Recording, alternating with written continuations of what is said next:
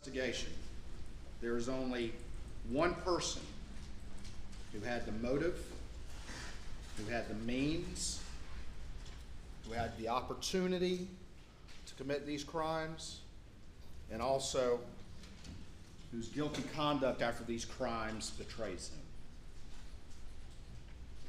him. The defendant was the one person who was living a lie. The defendant is the person on which a storm was descending, and the defendant is a person where his own storm would actually mean consequences for Maggie and Paul, and consequences for those who trusted him. And that person is the defendant, Richard Alexander Murdaugh. I know this has been a long trial because it's a complicated case. And I'm not going to talk forever, I promise. But I am going to try to distill this down for you.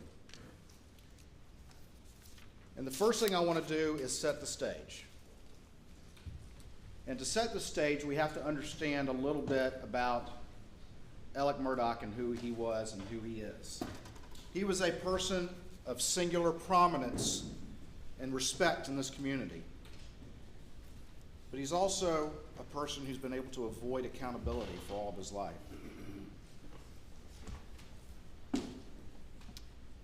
While he was outwardly giving the illusion of wealth and a very lucrative law practice, some bad land deals and that sort of thing, exacerbated by the economic recession, led to some financial problems. And then he had some big cases in the early 2011, 2012. And all his partners, and you've heard testimony to this, thought that that had taken care of things.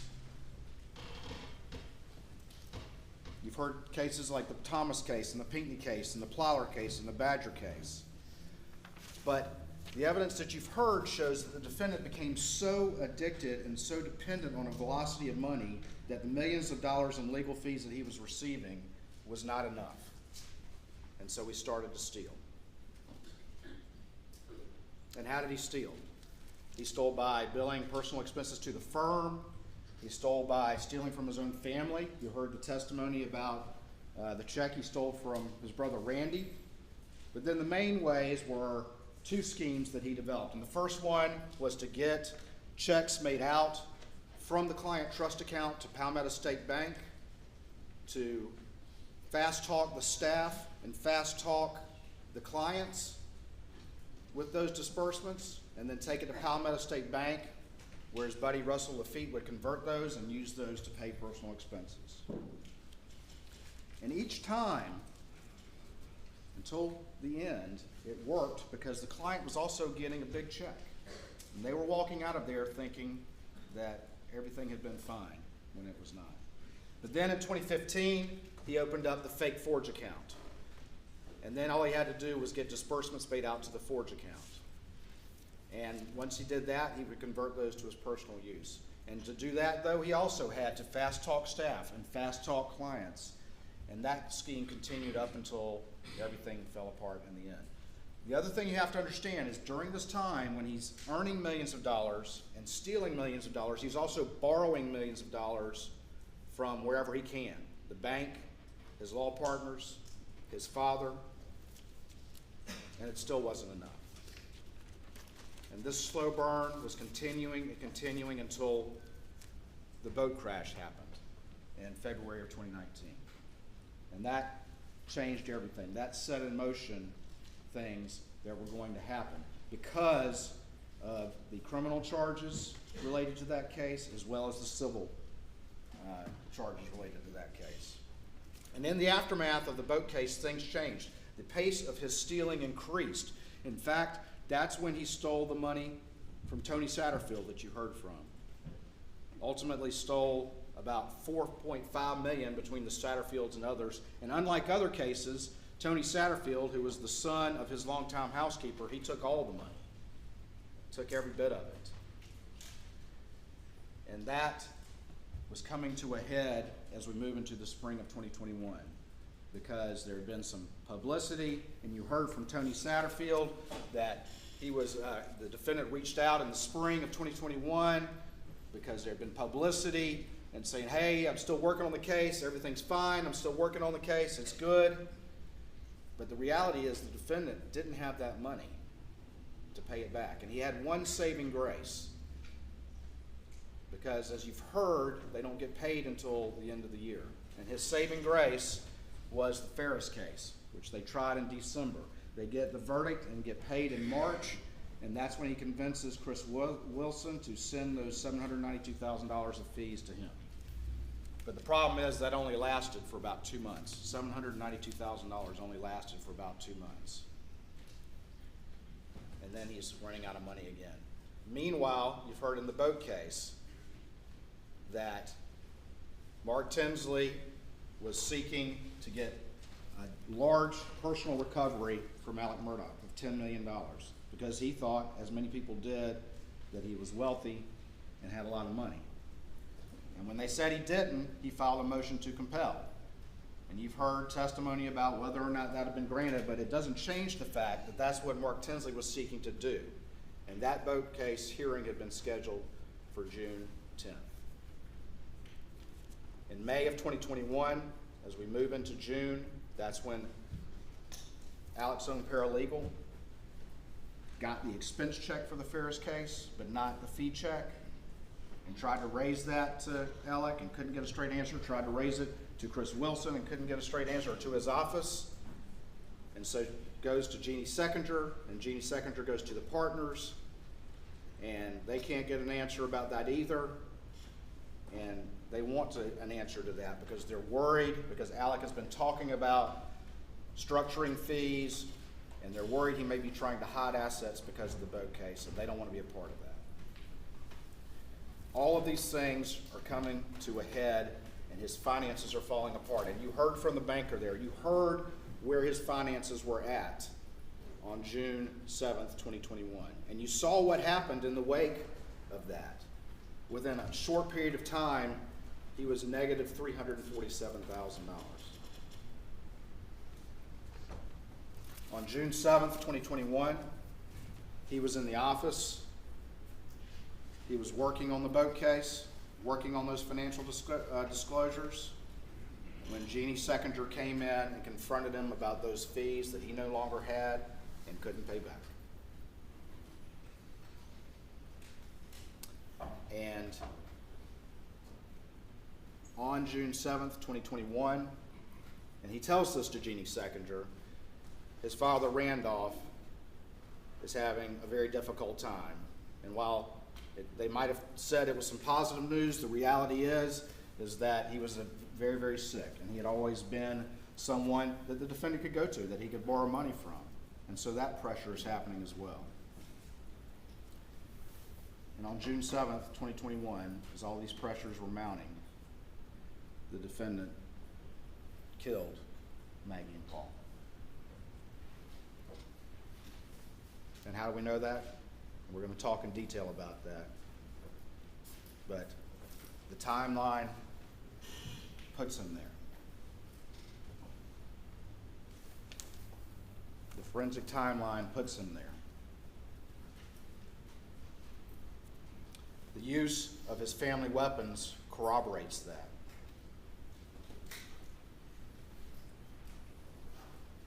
And his lies and guilty actions afterwards confirms it. And we'll go over each of those in great detail.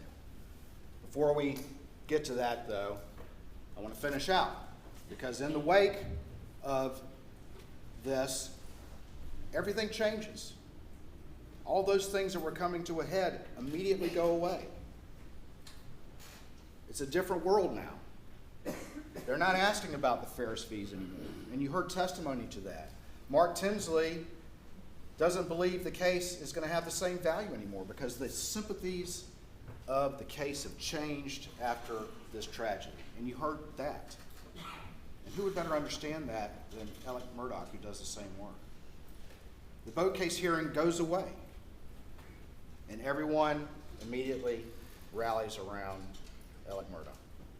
And it worked, because it allowed him to borrow $250,000 from Johnny Parker, his law partner, who of course wouldn't have loaned him that money if he knew what Alec was up to, and allowed him to go to Palmetto State Bank and get $350,000 in an off-the-books loan that hadn't even been applied for, and to send that money to Chris Wilson and convince Chris Wilson to pay another $192,000 of his own money, and to send an email to the firm that everything was okay.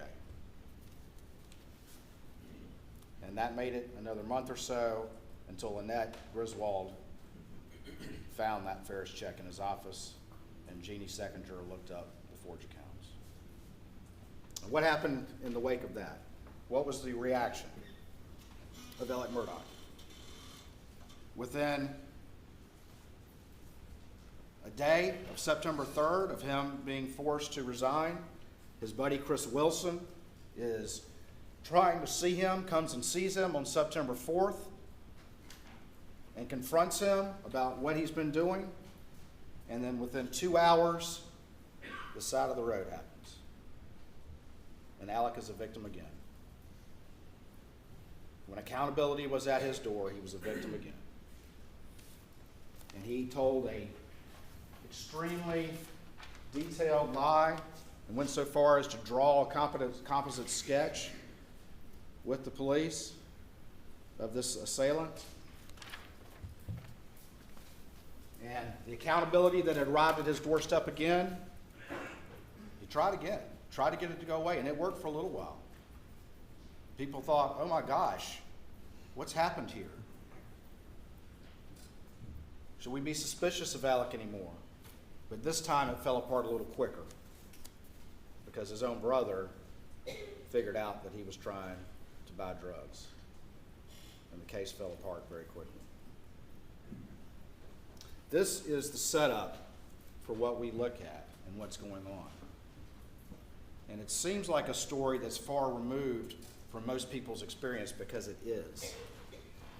It is a different story like has never been seen before. But the reason is that he is a different man than the kind of stories that we've seen before. This is a different set of circumstances than we've seen before. And it's certainly easy to understand when you have a middle-aged man who's outwardly successful, who has a strong family legacy, who has a prominence in the community and a reputation, but is living a lie. Is living a lie. And that leads to and can lead to those pressures being overwhelming and actions like this happening. Husbands have been killing wives, unfortunately, for years, and husbands killing sons goes back as far as King Herod, probably further. When those pressures mount and someone becomes a family annihilator.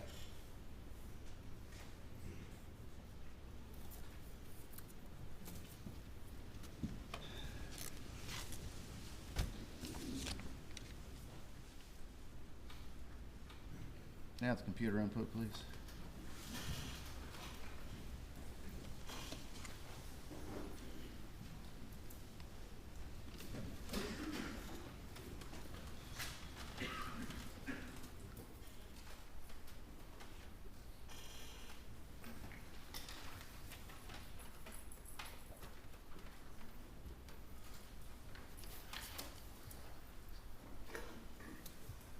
All right. Got to do a little law school. I'm certainly not a professor, but we need to go through a few of the concepts here. And one of the most important concepts is the fundamental role, one of the fundamental roles while y'all are here. As the judge has told you, he's the judge of the law, but y'all are the judge of the facts. And what does judge of the facts mean? Well, a big part of that is that you determine credibility. You determine believability. You determine which witnesses you want to rely on or not rely on. You can rely on a part of a witness's testimony, all of a witness's testimony, one against many, many against one. It's up to each one of you individually to make that determinations and decisions, and then to collectively discuss those into a group decision. But credibility is important. Is it believable? Is what somebody's telling you believable? And there's many things you can consider in credibility, but a few of those are the demeanor of the witness on the witness stand, whether the witness has a reason to be biased, whether the testimony of the witness was contradicted on one hand or supported or corroborated on another, whether the witness has been dishonest in the past. And again, you can believe witnesses all against one against others, and you can believe portions of a witness's testimony as you see fit. Same thing goes for experts. Expert is a legal determination that allows them to give an opinion. Just because someone's qualified as an expert doesn't mean that you have to accept their opinion. You can judge that based on your assessment of the credibility and the relevance and the believability of that testimony. There's nothing different about that when someone's an expert. All right. Beyond a reasonable doubt, I talked about this at the beginning of the case. And it's our burden. It's a burden we welcome. It's how this system works, that we have to prove the guilt beyond a reasonable doubt. And what is a reasonable doubt? A reasonable doubt is a doubt that makes a reasonable, honest, sincere juror hesitate to act. It's proof that a reasonable person would not hesitate to rely on in their affairs. But a reasonable doubt is not and leaves you firmly convinced of the guilt of the defendant, but it doesn't have to overcome every possible doubt. It doesn't have to overcome every possible doubt.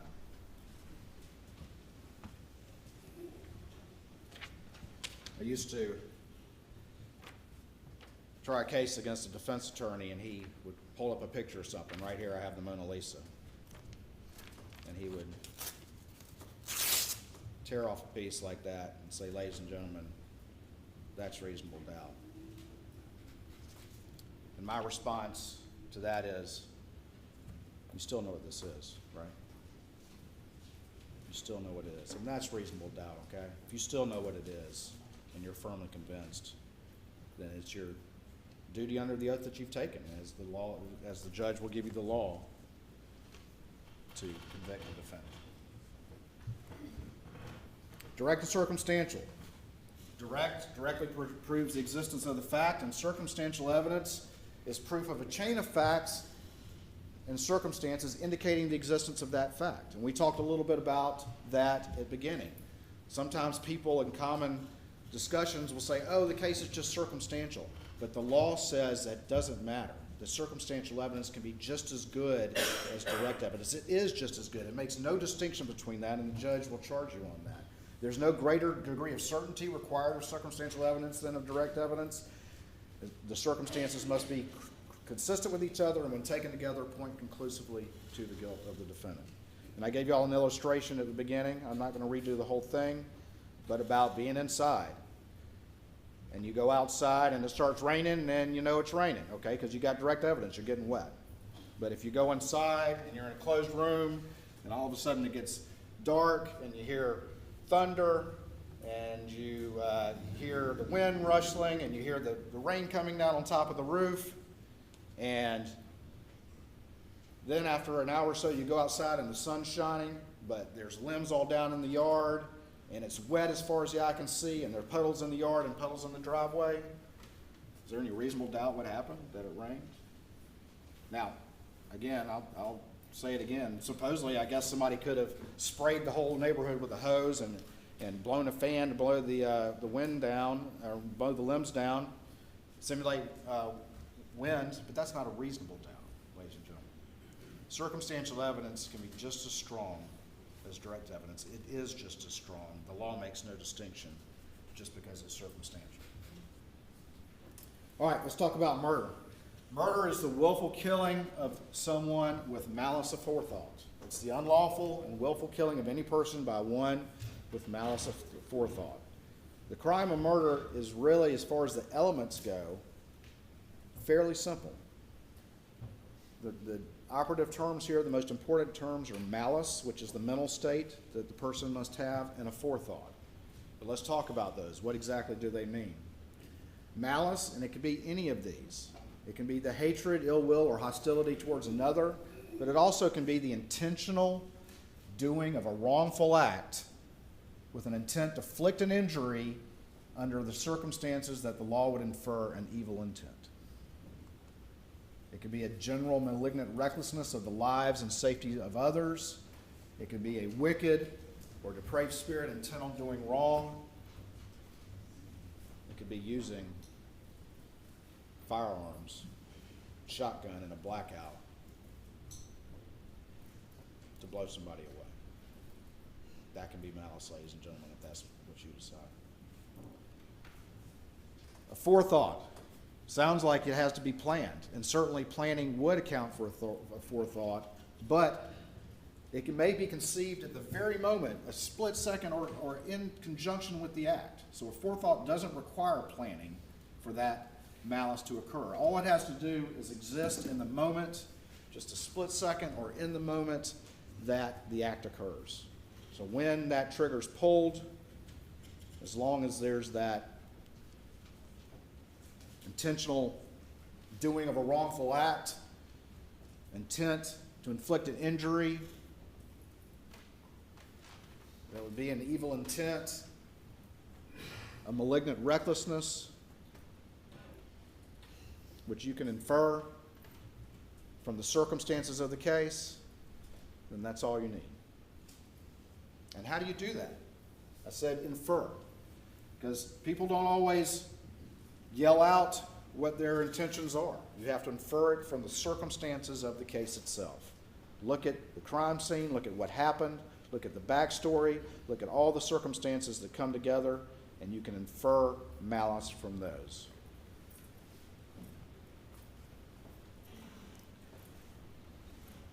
Last little bit of law school.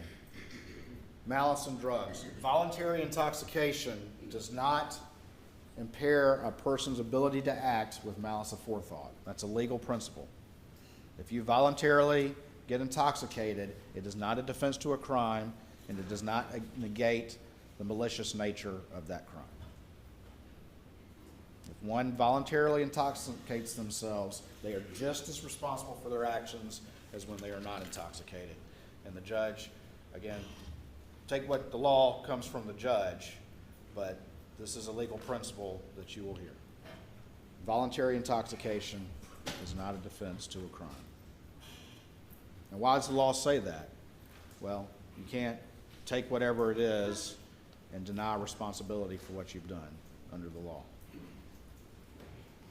All right?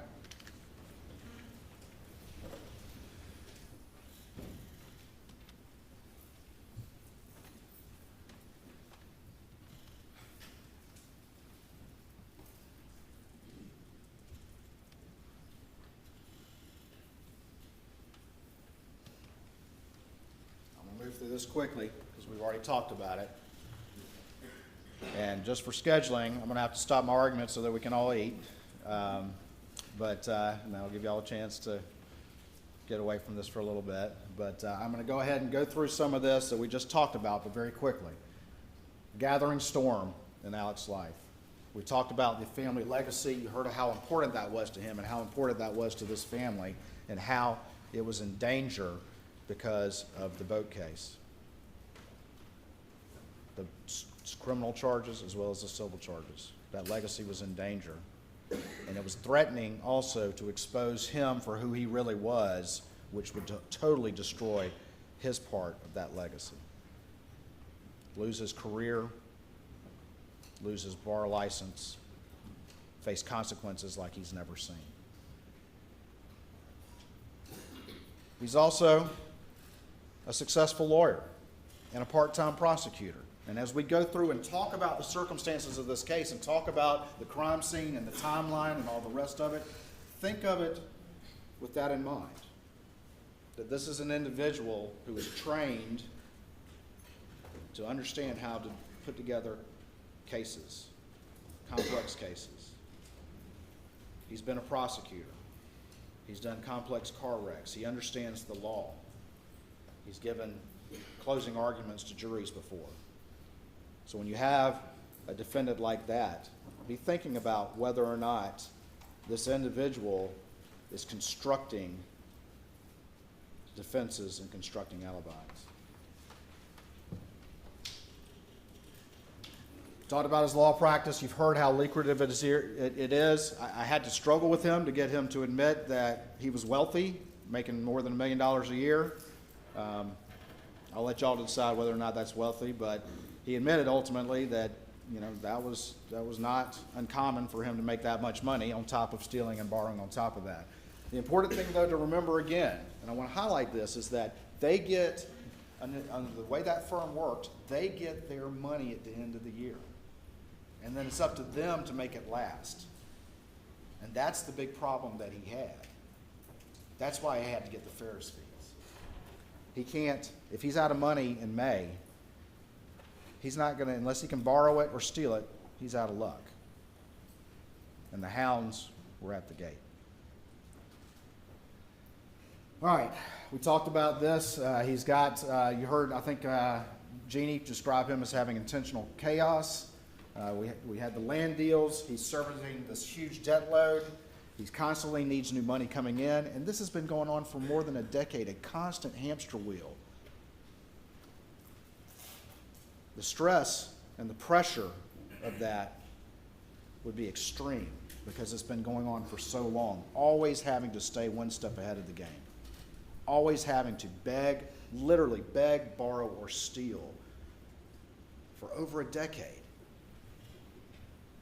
to have the truth from being exposed. That's been going on all that time. The big cases, his partners think he's straightened it out and paid off his debts, but he hadn't. He's getting paid millions of dollars, but he's stealing on top of that. It's not enough to keep that hamster wheel going. So he borrows and he steals. The methods I mentioned, you got the PSB checks, you got the fake forge, you got fake business expenses, running the firm card, and from his family and his law partners. Each one of these depends on him being able to sit down and look someone in the eye and convince them that what they're doing is right, when in reality that wasn't happening. And all those clients trusted him based on those. And we sat there and went through that, and it may have been exhausting, and I apologize for that, but he couldn't tell you about one conversation that he had that stuck with him. That's how easily it came to him. Is that relevant to your consideration of what he had to say to you? That's for y'all to decide. Couldn't name one conversation. Just had that same answer that he had rehearsed. And didn't want to talk about any of those individuals who trusted him, as he looked you in the eye and asked you to do the same. Down to the bottom. It's not just the clients, too. It's his staff. They're doing the paperwork. They're filling all that out. He had to fast talk them as well.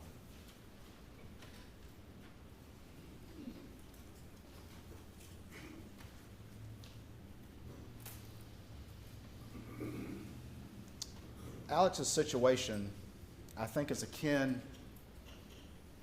to a Ponzi. And a Ponzi's kind of like a pyramid scheme where it depends on new money coming in to pay old investors. And it works. It'll work for a long time as long as you can keep that money coming in. But the second you can't, the second that you're out of options, it crashes and burns. That's how every Ponzi crashes and burns. And that's the situation that fundamentally his finances were like. And that's the situation that was arriving in June of 2021 when he was at the scene with the victims minutes before they died and lied to everyone he would listen about. A gathering storm. The boat case, other factors that were arising, each one leading to that inevitable day of reckoning. You had the trial lawyers conference where he was confronted. Mark Tinsley was confronted by Alec. Alec, of course, denied it. Everybody's lying on Alec. Alec's telling you the truth, even though everyone who knew him had no idea who he was. Everyone. No one knew who he really was.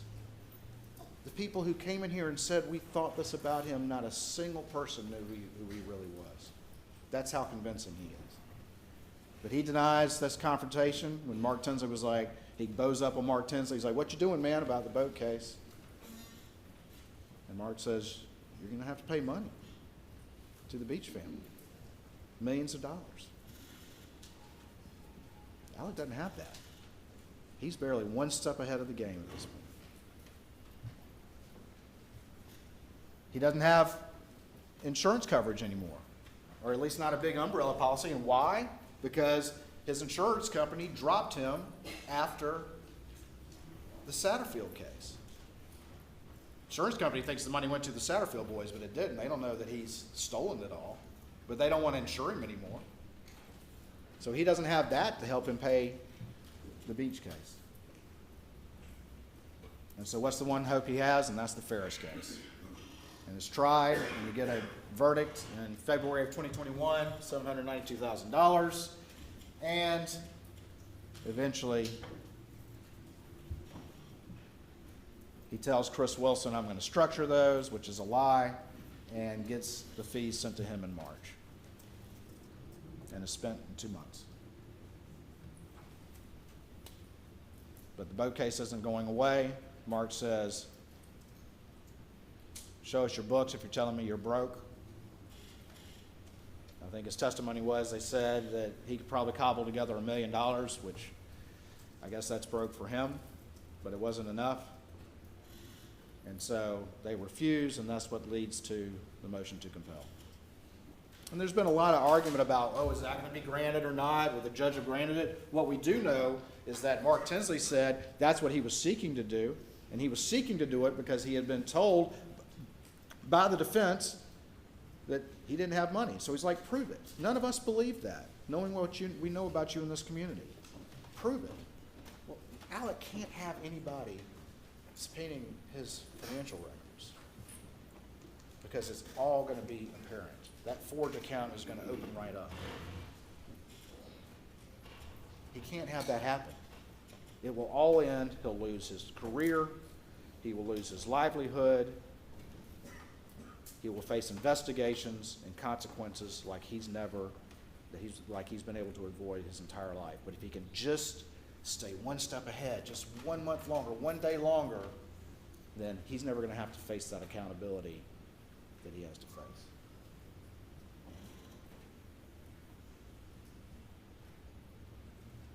The hearing is scheduled for June 10th, 2021. And no one's here to argue to you that it's definitely going to be granted. All we're arguing to you is what the witnesses said they were intending to do.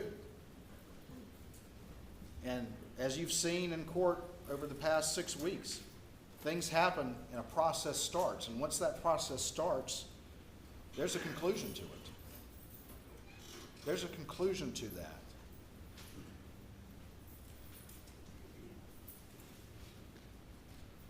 And then you heard from Tony Satterfield,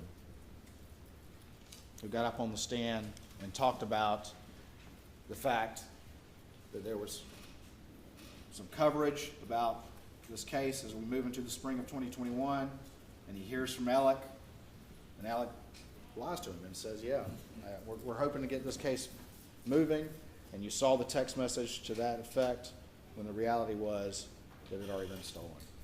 How's he going to pay that, ladies and gentlemen? That's millions of dollars. It's millions of dollars. And eventually,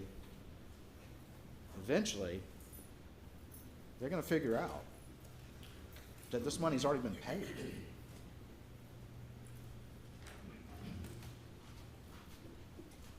The insurance company thinks it's gone in the right place. At some point, the question is going to get asked, and that alone is going to break everything apart. Ferris case, this is when his paralegal finds the expense check and not the fee check. And I've already told you this part of the story, and y'all have heard the testimony, but it sets off that inquiry from the second juror. So now we have this on top of everything else that we're mentioning. This is like nothing he's ever experienced. He's always been able to stay one step ahead of the game. But after the boat case, his appetite's increased greatly. He started stealing millions of dollars, and now he's running out of options, and all these factors are converging. all they're converging. And they're converging on 1 week, 1 day.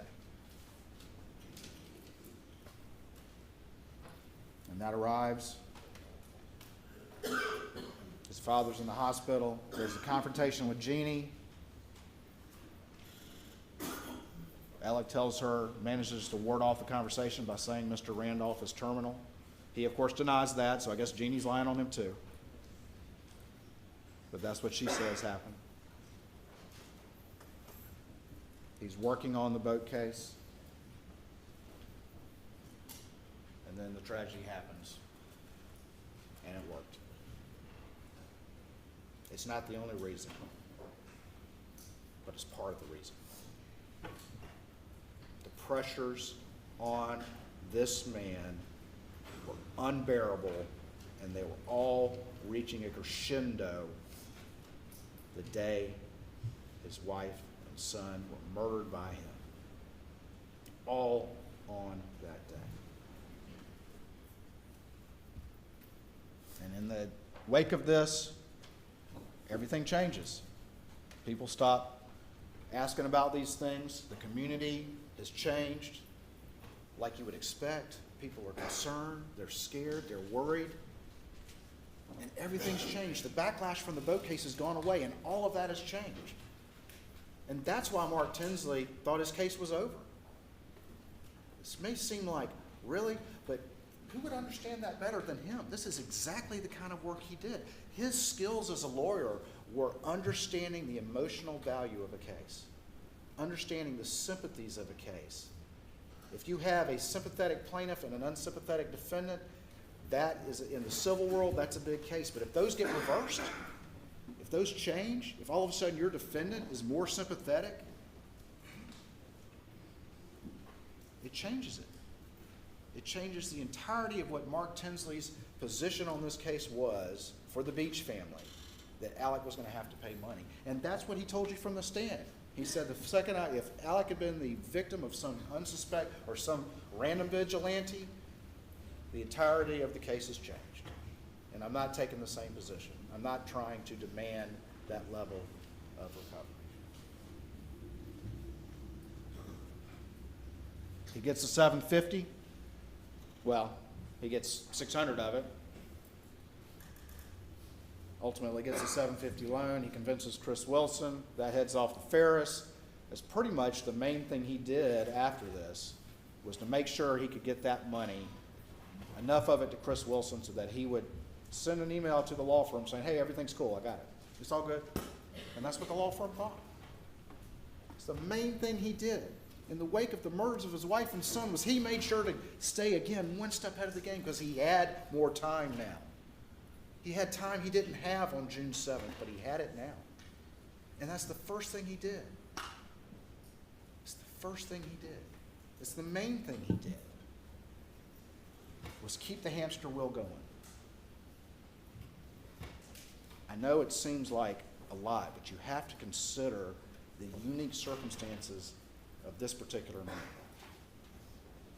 This particular man who has proven over and over again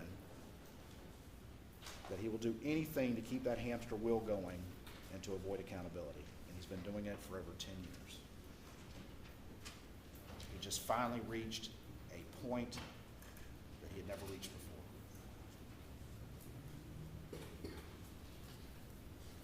Of course, the hearing on the motion to compel gets canceled. Who would go forward with that in the wake of what's happened? That goes away. Doesn't, I think you heard from the testimony up there, doesn't get rescheduled till long after everything crashes and burns in September. Doesn't even get rescheduled in the wake of this. They didn't have to worry about that either, and the potential that had for exposing who he was. Because the second somebody looks at his accounts, the second his own partner, Danny Henderson, looks at his accounts as in representing him and says, well, let me see him, he can't do that. He can't do that. He can't even show him to his own partner. Because what's going to happen? They're going to see it too. He can't let that happen, or everything falls apart. And he loses everything, including that legacy that you heard from individuals up there is so important to him, more important than anything. I'm not going to go through all of this, but this is the timeline. And you can see and I'll let y'all look at that, but you can see how this develops, how this hamster wheel continues, how he always has to be one step ahead of the game. You know, we've talked about the Redbeard and the Zero United. Those are the land deals that went bad. They get charged off, but yet Palmetto State Bank, still dealing with him. He then appoints Russell Lafitte a conservator and borrows up to $1 million from the Plyler girls' accounts without their knowledge. And then he has to steal money from the Badger case, where he's already making a huge amount of legal fees. He has to steal money from the Badger case to pay off the Plyler girls before they turn 18, and then there's an accounting for that. And then he opens up the Forge account, and it continues. $338,000 from Dion Martin, Johnny Bush, Manuel Sanders, and Richard, $225,000.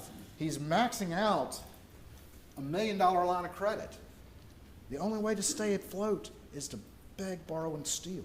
He's maxing out $1 million line of credit. He steals some more money, but he's right back to where he was. March of 2018, he's now maxed out not only $1 million line of credit, but also a $600,000 line of credit. A line of credit, almost like a credit card, maxed out. Then the boat crash happens, and look what happens to the figures. $3.7 million, $1.1 million, $1 million.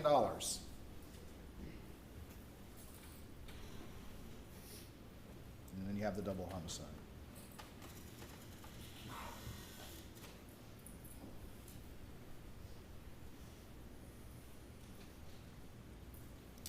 This is some of the exhibits. This is, as you recall, there'll be the statements, and they're in evidence showing the defendant's assets on June 7th, 2021, and the reds are his liabilities. That one's green, but it's negative.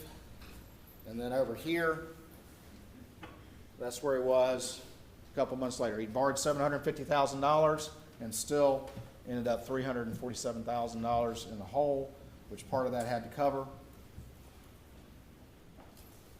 I think it was called the most generous overdraft policy ever conceived. Because, in fairness, though, he did get a $5 overdraft charge right there. So, anyway. All right, what else do we have?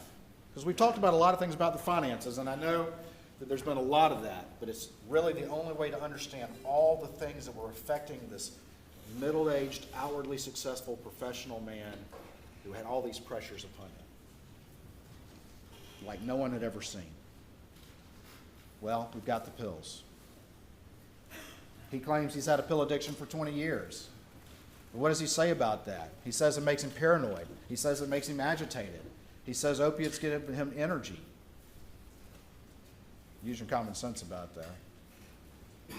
But he also says, and he even said this in the telephone interview after the side of the road, that the withdrawals will make you do anything to get rid of them.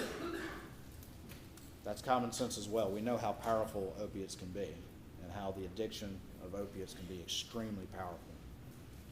The withdrawals, not being dope sick, can be extremely powerful. But he's also saying he's taking 1,000 milligrams a day. And he's trying to blame all his theft on that. But that's not what these records reflect. They reflect an insatiable desire for money and a hamster wheel that's been going on for a long time. And you don't really see the escalation from his drug dealer until March of 2021. I would ask you also, one of the tenets of juries is common sense. That's what you're here for, is for an individual and then a collective common sense. Common sense, 1,000 milligrams a day, does that sound survivable? He sat there on that stand and told you that's what he was taking. And as we're going to go through this process, we're going to talk about what he said on the stand and how many times on the fly that he looked you in your eyes and didn't tell you the truth. He's very good at it. His own partner said that. He's very, very good at it. I leave it to you to decide whether 1,000 milligrams a day is survivable with opiates. And if it was, that you could still engage in work, have a successful practice, and then on top of that, engage in these complex conspiracies to steal and fool everyone and live a life and have people outwardly think that you're, who you profess to be in public. If you were taking 1,000 milligrams a day, does that make common sense? I submit to you, ladies and gentlemen, it doesn't. I have no doubt that he was taking opiate pills. But I think he looked you, and I would submit to you to decide whether or not he looked you in the eye and claimed an amount that's inconsistent with whatever else we know about this man. That's really inconsistent with survivability as a matter of common sense.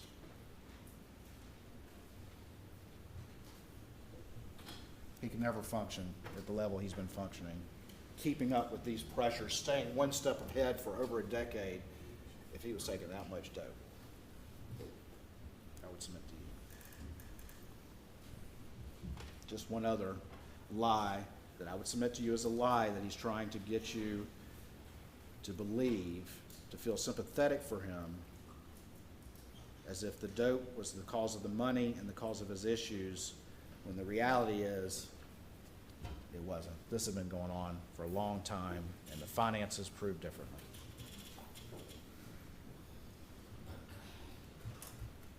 But what else about this? You've seen the interviews. And we're going to play some clips of these interviews, but I'm not going to play them all for you again. You've watched them. But if you have any questions, go back and watch them. He talks about being paranoid. Listen, watch those interviews when he's with Dave Owen. He doesn't look like he's withdrawing from any drugs. His responses are appropriate.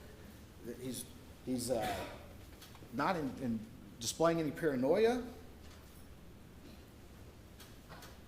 He's smooth. He's focused on the events. He's focused on trying to get information about the case from law enforcement officers, which is interesting in its own right. Why is he so focused on that? And in Savannah, where supposedly he was detoxing, he sat down, as you've heard the testimony, with a composite sketch artist and went through the whole process to come out with this picture, which I swear is not me. How do you do that? How do you do that if you're on that much dope? So why did he tell you that, ladies and gentlemen?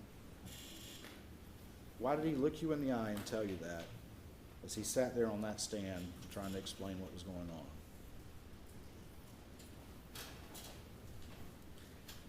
It's interesting also that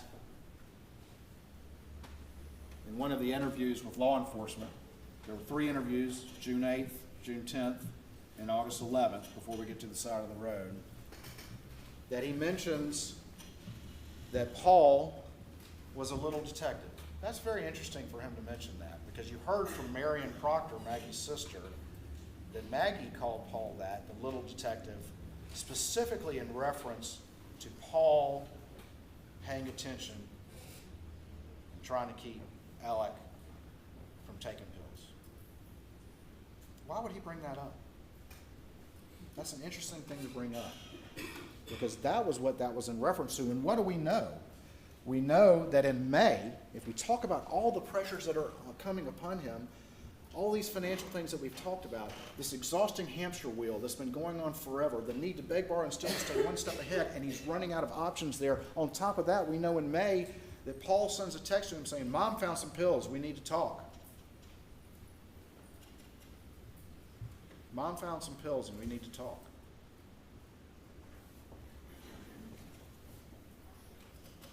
Another pressure from Paul and Maggie on him. And if you look at the texts, the weekend of the ball game on June the 7th, and those are in evidence.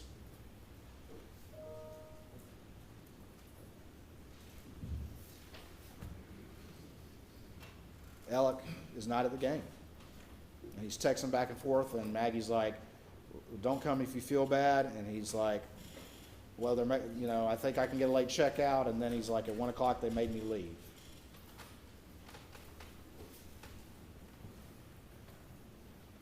I submit to you, it's a reasonable inference they were on him at this time.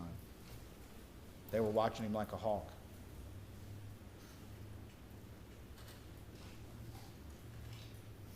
Opiates, the most powerful of withdrawals. And everything's coming to a head, including this as well. Run out of money, running out of options, doesn't get paid in any significant way until December, already stole the Ferris fees and spent that money in 2 months, has an expensive pill habit, and accountability and consequences will undo everything in his life, everything that is his self-identity, everything, the only things that he cares about. He doesn't care about lying to his partners and his family and his friends and his clients if it will delay accountability for him. He'll do it in a heartbeat. And all of that is about to be undone. We have a good stopping point. Yes, sir, Your Honor. All right. Ladies and gentlemen, we'll take 1 hour and 15 minutes for lunch. Please do not discuss the case.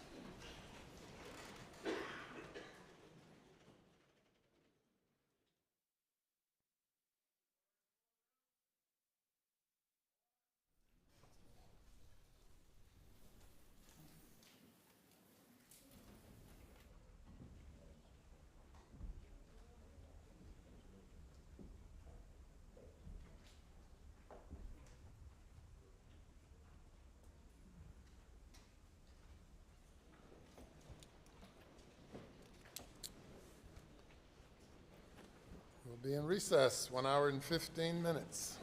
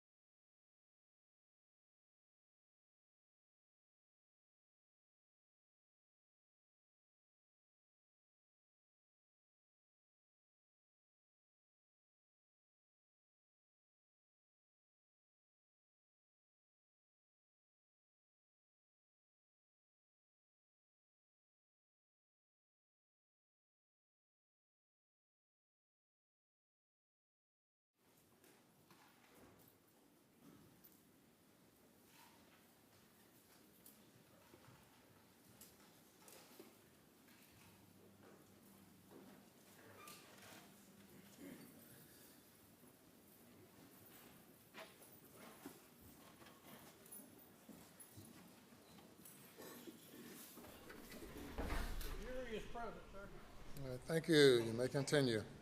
May it please the court, Your Honor. All right. Hope everybody had a good lunch. Motive, means, opportunity, guilty acts.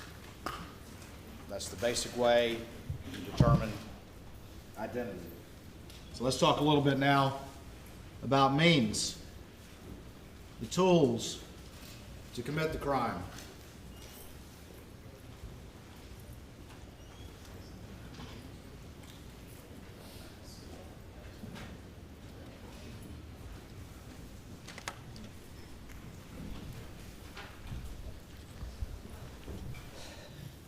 Family weapons were used to commit this crime. And this is forensic evidence that was presented to you. First of all, we'll talk about the blackout. And you've heard testimony that there were 2 blackouts purchased in December of 16. And that one went missing around Halloween of 17, years prior to these murders, and that a replacement without a thermal scope was bought in April of 2018. 3 blackouts that the defendant purchased can only account for 1 of them. And it's this 3rd blackout which is the one that's at issue. You heard from Paul's friend Will Loving. And first of all, let me say this. You heard the defendant in his various statements, and he's very concerned about saying that they didn't have a blackout. There was no blackout along with them, even though he slipped up once and said, yeah, we were out looking for hogs. And you heard from his law partners that do the same thing, saying, yeah, you can look for hogs in the daytime. Very, very concerned early on in his statements and saying they didn't have a blackout, they just had a .22 pistol. And he also said, eventually, he's like, well, I think I replaced it. Well, I guess I replaced it. I'm certain I replaced it if you listen to his various statements. Very vague and fuzzy about this 3rd blackout. Until the friends, Paul's friends, both of whom testified, but Will Loving in particular. And what did Will Loving say? The defendant said the gun went missing around Christmas time of 2020, but Will Loving said, no, I was with Paul. I was with Paul in turkey season, which is in the spring. I was with Paul in turkey season, and we sat out at the steps right outside the house that y'all went to today, right on that side entrance that goes into the gun room. And if you look down, you can see how they were digging a pond and how you could fire down in that area. And they set up some targets to sight it in. And we were shooting that other gun. We were shooting that other gun, that replacement gun. And it had a red dot sight on it. Not a thermal scope, but a red dot. A red dot, which is not good at shooting at night. But they were shooting it and sighting it in with the red dot, the tan gun. He was with Paul while they were shooting that gun right there. And what did Jeff Croft, who testified before you, find right there? Weathered cases, or casings. Weathered cases, right where Will said he and Paul were shooting that gun just a couple months prior to the murders.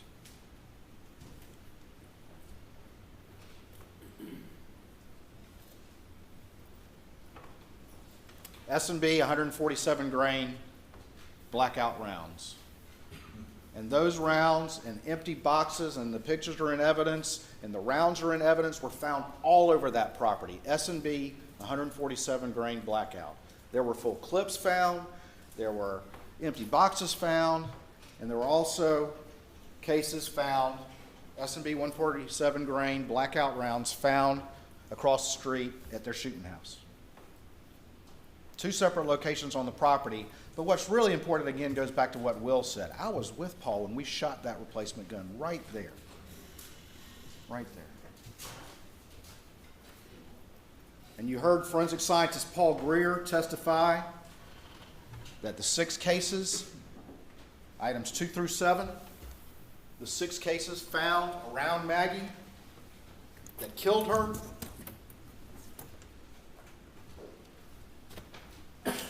were loaded into, extracted, and ejected through the same firearm that fired those weathered cases right outside the door where y'all went to today and at the shooting range across the street. A family blackout killed Maggie. It was present just a couple months prior to the murders, and it's gone now. It's gone now.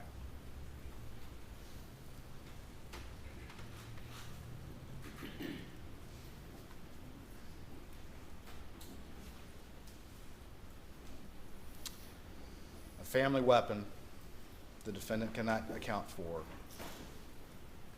killed Maggie.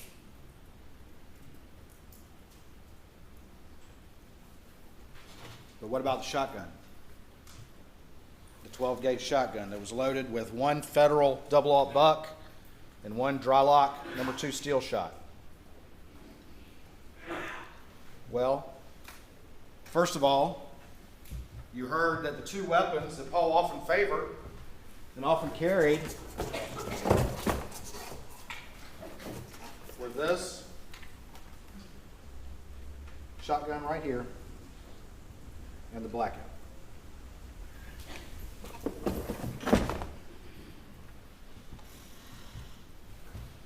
Those were his two guns, his favorite guns, aside from his deer rifle.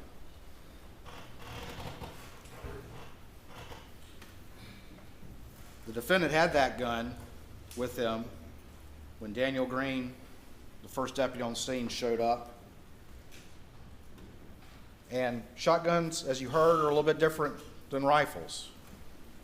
And the conclusion there was that the two fired shells that were inside the feed room that killed Paul had class characteristics similar with that Benelli, Super Black Eagle 3, but insufficient individual identifying marks to either match or exclude it. That shotgun right there. But what else did you hear about the shotguns? Paul had this Benelli Super Black Eagle 3. That was his gun. Camo print, camo strap. Nolan Tootin, Nathan Tootin, Will Loving, Rogan, all identified that as Paul's gun. It's the one that Alec had. It's got Maggie's DNA and blood on the receiver. You heard from the DNA expert. And it was loaded with 12 gauge and a 16 gauge misloaded round. What else did you hear? You also heard about the Super Black Eagle 2. And you heard from Nolan and Nathan that this was Buster's gun. This is the Super Black Eagle 2 that had the Mojo sticker on it. And that was recovered during SLED's search of the residence the next day.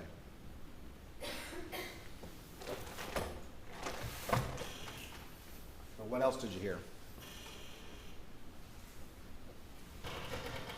You heard from Nathan and Nolan that the defendant's favorite gun was a Super Black Eagle 1. Remember Nathan going through each one of these guns and how knowledgeable he was as to the differences between them? SLED search Moselle for every 12 gauge. No Super Black Eagle 1. Family weapons. Family weapons killed these victims. And on top of that, just like the S&B 147, well, not as much, but they're in evidence, federal double-aught buck and the Winchester dry-lock steel 2-shot rounds were recovered at various locations on the property.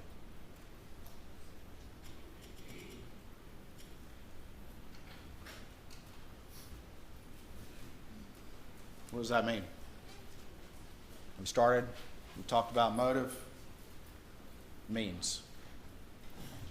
The defendant had the means to commit these crimes.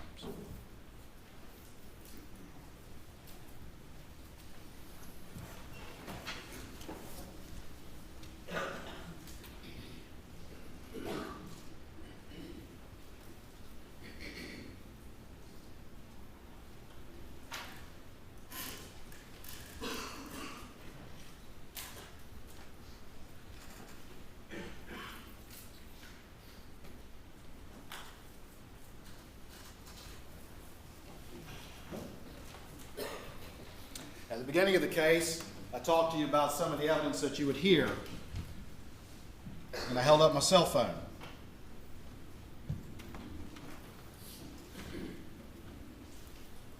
And there's been a lot of that evidence, but the last witness you heard in the state's case in chief was Peter Rudolphy, and he went through that timeline.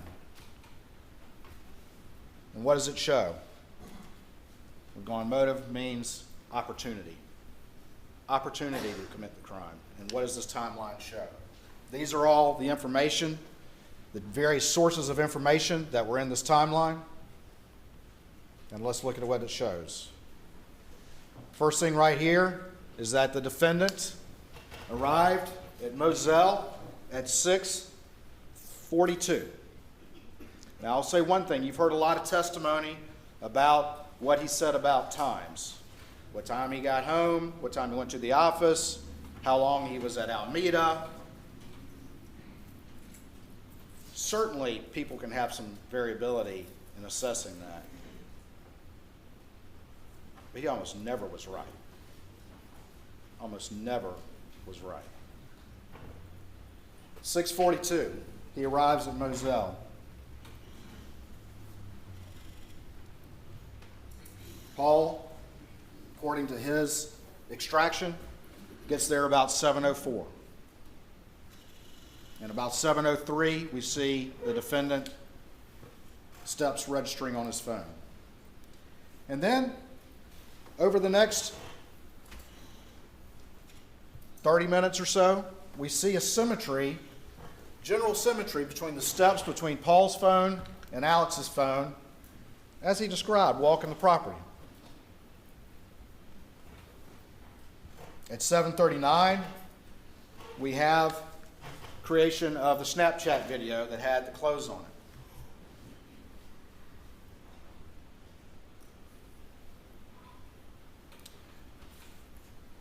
When that ultimately was recovered and you saw the interview, it was shown to the defendant, who had provided his clothes that night. And at the first time, then, he started talking about changing his clothes, and we'll talk more about that later. Again, 7:55 to 8:05, we have some symmetry with the steps.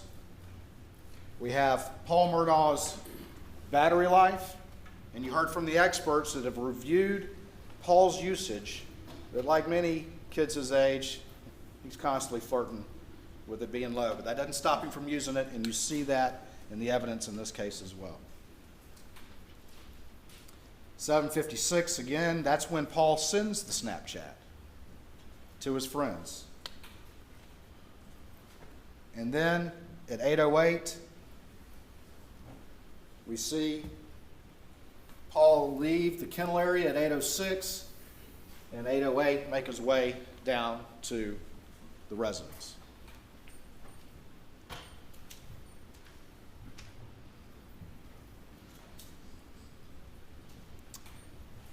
8:05 to 8:09. Around that time that Paul is getting there at 8:08, that's the last step activity on Alex's phone. And it's the last step activity until 9:02, which we'll talk about in a minute. Alex's phone pretty much goes with no activity for that time period. And also, he has no cell activity from 6:52 to 9:04, which is right in that time period we'll talk about in a little bit. So, eating dinner. You heard the defendant talk about eating dinner. Paul is at that residence, if you look right here, from 8:14 down to 8:35. And again, that timeline exhibit, there's a big one and then there's a condensed one. And all of this is in there in evidence for y'all to look at. He's at that residence from 8:14 to 8:35. Now, the defendant, again, despite having a photographic memory, a new photographic memory about things that he told y'all that people are hearing for the first time, still can't remember specific things about Maggie's activities, as to when Maggie arrived, as to what they talked about. He can remember dropping his phone down in the console, but he can't remember things like that. He wants to remember things that help him try to explain to you why he never told the truth about maybe the most important thing he could tell law enforcement. But he can remember very specific details. He still gets this wrong. But she arrives at 8:17 in Moselle. They're already there. How do we know that? Because her cell phone disconnects from her Mercedes at 8:17, and that's when she starts showing steps. Then Paul, what's he doing? He's still using his phone like always. We see the battery life, but he's still sending snaps. He's receiving snaps, bless you. He's sending to his friends, all these friends right here. He's receiving these snaps all during that time from 8:17 to 8:30, continuing to communicate with his friends, using his phone like always. And then what happens? About 8:30, Maggie's phone registers some steps. And consistent with that, consistent with her and Paul going down to the kennels, riding down to the kennels, we see Paul's Murdaugh's phone start showing steps. And then down here at 8:38, he's in that kennel area where those dots are. And if you look at that particular slide from 8:38 to 8:44, that's going to be the last GPS reading on Paul's phone, 8:44. You heard from Rogan. And you've heard from Rogan as it references this timeline. And Rogan tells you and told you from that witness stand that he was having a conversation with Paul about cash and the dog's tail. They were having an active conversation about that. Paul calls Rogan at 8:40 and they're talking about it. And Rogan says, send me a FaceTime, but if it doesn't work, send me a video. At 8:44, 4 minutes and 14 seconds, we have right here the FaceTime, but it only lasts 11 seconds. And then at 8:44:55, that's when the kennel video was recorded, that lasts 50 seconds. At the beginning of this investigation, as you'll recall the testimony, they didn't have Paul's password and couldn't get in. And you heard in the defendant's August 11th statement that when he was asked about Rogan saying he may have heard Alec on the phone during this time, he said, well, I'd be surprised if that were the case. Because law enforcement didn't have this kennel video. They didn't have this kennel video until April of 2022, when Paul's phone was finally unlocked. And that changed everything. Why did it change everything? Opportunity. Being at the scene of the crime when the murders occurred. Opportunity. And more importantly, exposing the defendant's lies about the most important thing he could have told law enforcement. When was the last time I saw my wife and child alive? Why in the world would an innocent, reasonable father and husband lie about that? And lie about it so early? He didn't know that was there. And he could always say, well, Rogan must be mistaken. I'm surprised. Not if my times are right, was what he said. Rogan told you, I was expecting that video right there. That was supposed to be the next thing that happened. Send me the video because we were worried about Cash the dog's tail. He talked about how his girlfriend was going to call a veterinarian, or she had some association with one. It was an active conversation going on right then and right there. And what's going on still? Paul's still also texting his friends. You might recall that in an opening statement, the defense counsel said, oh, he was texting after that video for 10 minutes. It's not for 10 minutes. It's for barely a minute.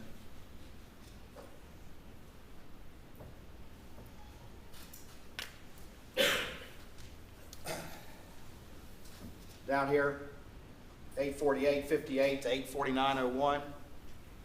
That's the last time that Paul's phone was unlocked. And what do we know? We know that the defendant was there just minutes earlier at the scene of the crime with the victims.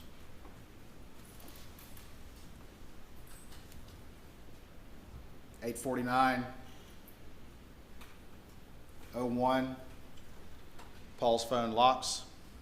He never sends that video to Rogan. You heard Rogan say that when he watched that video. You heard him say, that's the video I was supposed to receive. That is the video that my friend was supposed to send to me. And he never did.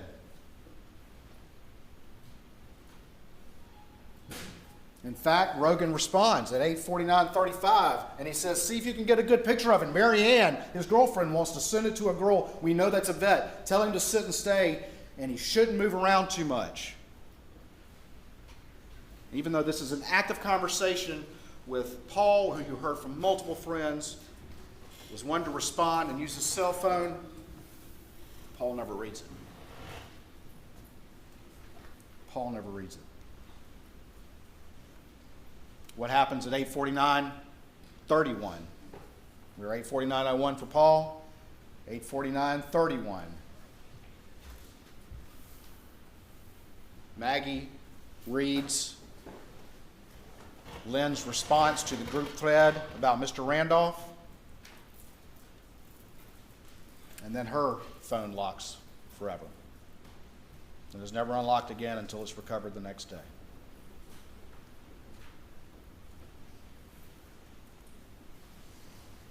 Down here, 6:8 at 1:10.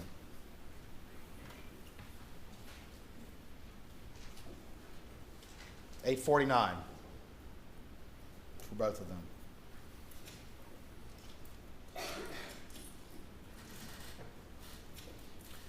The defendant, after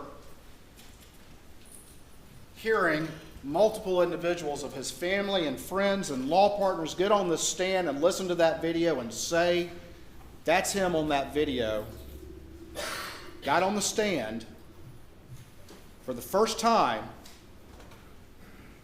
and said, okay, I was there. He was forced into doing what he does all the time, and that's coming up with a new lie when he's confronted with evidence he can no longer deny. And the only reason he did that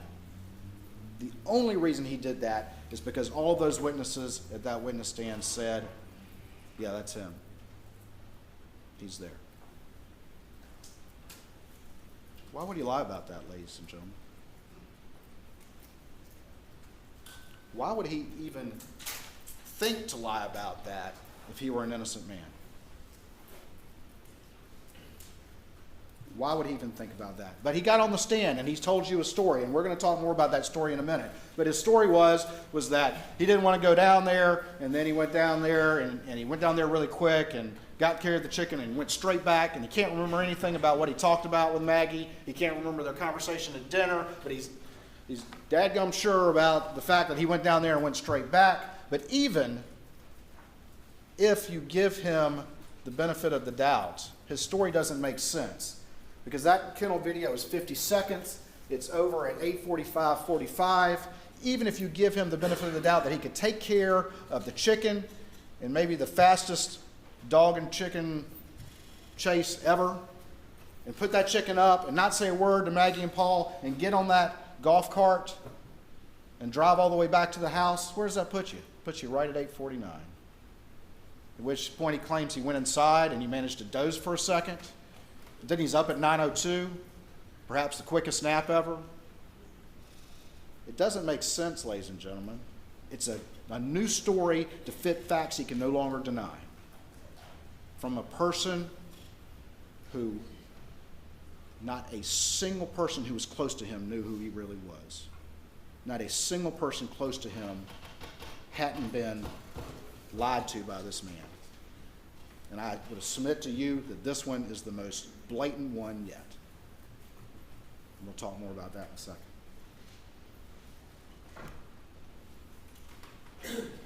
What happened at 8:49?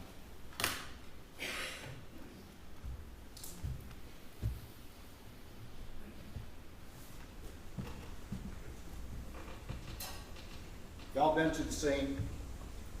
That feed room door is probably a bit tighter than this. But you saw the evidence from Kenny Kinsey and all the rest of them that clearly Paul was in the middle of that feed room. It's a kill zone. Nobody in there with him. He's in that room. No defensive wounds at all. His hands are down. And he takes that shot, buckshot to the chest. And any person who did that would probably think that took care of business, because this buckshot, but for some reason he was canted this way and it went through. It was 1,000,001 shot. But it didn't kill him. Alec thought it did. Alec, the lawyer, Alec, the prosecutor, Alec who's thinking through that we'll see he's manufacturing an alibi, and he's also manufacturing the fact that there's 2 guns used. But we know, unlike the expert they called from Connecticut, where they can't even get ARs, who doesn't know about people riding around on property, he doesn't know about Paul and the 2 guns he likes to use, he doesn't know about this family and how common those guns are together, says, well, his only conclusion is, oh, it would be practical for somebody just to fire out the clip. But this is him. This is Alec, the prosecutor, the lawyer, and he's thinking through this. He's thought through this. He's going to use 2 guns because it's going to confuse people that perhaps there were 2 shooters. But again, it doesn't make sense. 2 family weapons? But he thinks Paul's shot. And you heard the testimony that Paul appears in the feed room doorway. Is Alex putting down that shotgun to pick up the blackout and is startled by Paul? And that's why the angle's like that? And catches Paul like that? And goes up into the ceiling, as you've heard the testimony from Kinsey, and blows his brains out. And what happens with Maggie right here? We see activity on Maggie's phone. You heard about sandal prints. You heard from Kenny Kinsey about the mark on her leg from the Polaris over there by the overhang next to the feed room. You've seen the diagrams and the crime scene photos that all those cases are in that area between the doorway to the feed room and where Maggie was found. You heard that Maggie had no defensive wounds. You also heard Paul had stippling from that first shot, a close range shot, with no indication that he detected a threat from the person who fired that weapon. And why? Because it was him. Same with Maggie, because Maggie sees what happens and she comes running over there, running to her baby. Probably the last thing on her mind, thinking that it was him who had done this. She's running to her baby while he's picked up the blackout and opens fire at close range, again with no defensive wounds. And she takes those two shots that you heard Dr. Reamer say were parallel, and it crumples her over. In those cases, you can see them move around. And takes that shot that goes through here, and she goes down flat. And then there's the shot in the back of the head.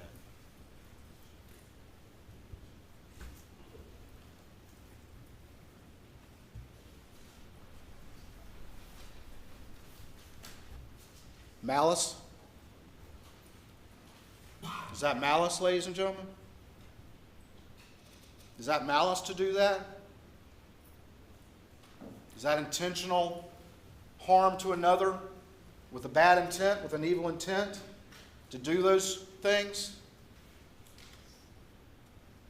Clearly, I submit to you. Clearly, it's malicious. Clearly, it's malicious.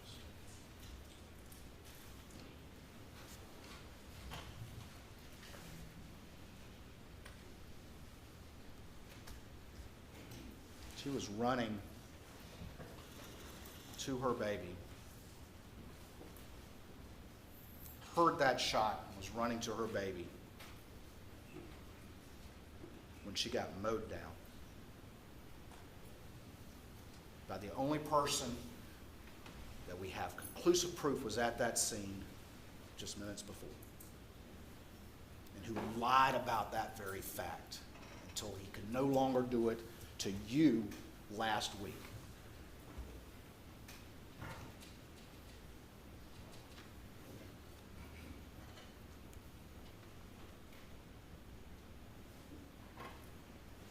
Alec told you he went down there in the golf cart. We'll talk about this a little bit, but they had their expert come up here with the 5'2" people and all the rest of it. Be sitting in a golf cart. But he comes up in the golf cart. But what we don't see, as I said before, is any activity on his phone until 9:02. That the crime occurred around 8:49 to 8:53. Down there at the feed room, State's Exhibit 516. It's just a diagram, remember, that Roger Dale Davis did about kennels and the hose there and how it wasn't put up the way he would put it up. If you're going to wash off real quick, what better place to do it? The water, the pictures of the water in States 199 and 190. It wouldn't take long to strip down and wash yourself off. Get in that cart and head back to the house. And then at 9:02, the defendant over there, who wouldn't even admit until forced to that he was even at the scene, all of a sudden, he is as busy as he has ever been. 9:02 to 9:06, 283 steps. 9:03, we see the system start up on the car, and that could mean that he's close by the car. Has he returned with Maggie's phone and placed it in that car? And then what do we see from 9:02 to 9:06? Not only is he 283 steps in that 4-minute period, but he is making calls like crazy. And I asked him, I said, what were you doing? What were you doing? And even though he has a photographic memory about things that he thinks will convince you, he could not answer what he's doing during this 4-minute period that is so illustrating of what we're talking about here. That for 4 minutes, he is not only going 283 steps,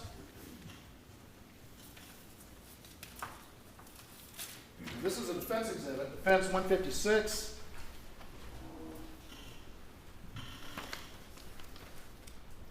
.283 steps, and they put in the distance. We heard the distance isn't as accurate, but it illustrates the point. That's 208 meters. Meter, roughly is a yard, a little bit more, a little bit less, I don't remember. But let's say it's 600 feet. It's a lot. And he couldn't remember what he was doing. I asked him, you been on a treadmill? Were you doing jumping jacks? What were you doing at the same time you're calling all these phones? Why is he calling multiple times? We can see right here. He calls Maggie. He calls Randolph. He calls Maggie again. All in that 4-minute period where he's moving around. But he couldn't remember what he was doing. Just getting ready. Is the prosecutor, the lawyer, manufacturing his alibi? Because he knows he's got to get to Alameda quick. He's got to compress those timelines, and that's exactly why he knew to lie about being at the kennels to start with. He's got to compress those timelines so that it would convince whoever down the road that he couldn't have done it. He's got to compress them. And that's why he's doing all that right then and there. System startup. 9:05:56 in the Suburban. And then, this is interesting, Maggie's phone has that orientation change to portrait 2 seconds before Alex's second call goes in to her phone. If it's some random vigilante who knew to hide out there and counted on family guns being there, did he have ESP? Do you have ESP to move that? Or was that Alec turning the phone as he got to the Suburban, checking as he manufactured his alibi that it was coming through? And we saw how quickly out of the gate when law enforcement arrived and in his first interview, how he's immediately referring to his phone. And besides that, you've heard about Alec. You heard from witnesses. He went down to the kennels, but he didn't take his phone. Is that also the lawyer and the prosecutor making sure his phone was not with him when he went down there? You heard testimony it would be unusual for him not to take that phone down to the kennels.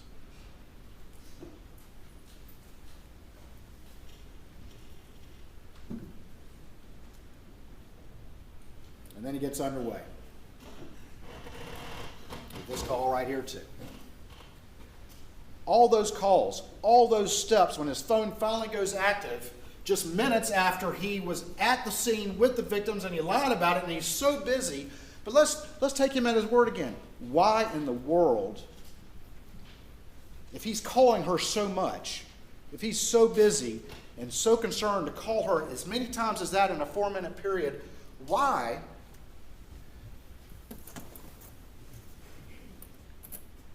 would he not just drive by the kennels? Why would he not just drive down there?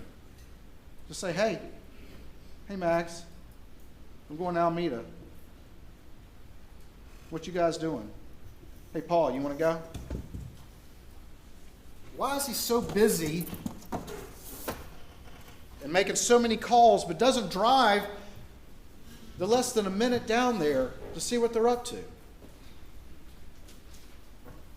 Why would he not do that? And you've heard testimony from Marion. You even heard it from the defendant's own mouth about whether or not Maggie was going to go with him to Alameda, that Alec had actually asked her to come home that night, which he denies, and said in his statement that he found out later that that was the case. But you saw the text from Blanca, and you heard from Marion that Alec wanted Maggie to come home that night to make sure of it. Malice? With all of that, why would he not just turn and drive down there? He was just there in a golf cart. Why would he not drive down there? Why is he so anxious to have missed calls with her and he was just there and not drive down there? About the same general time period that he lied to until he tried to tell you what he told you from the stand last week.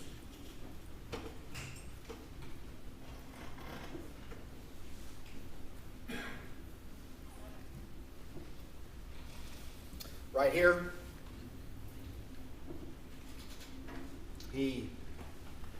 Suburban connects to the Alex's iPhone.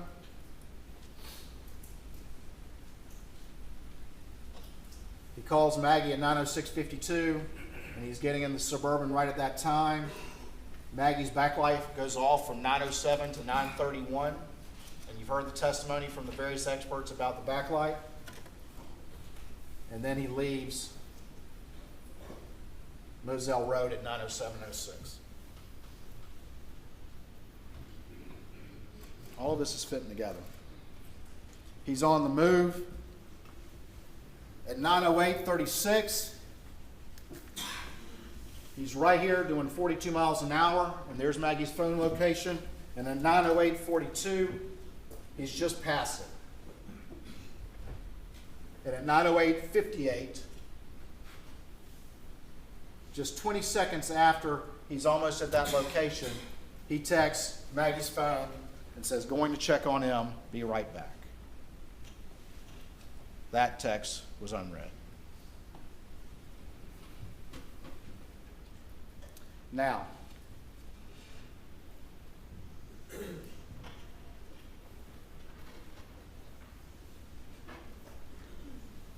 there's been a lot of discussion from all the experts about the backlight issue.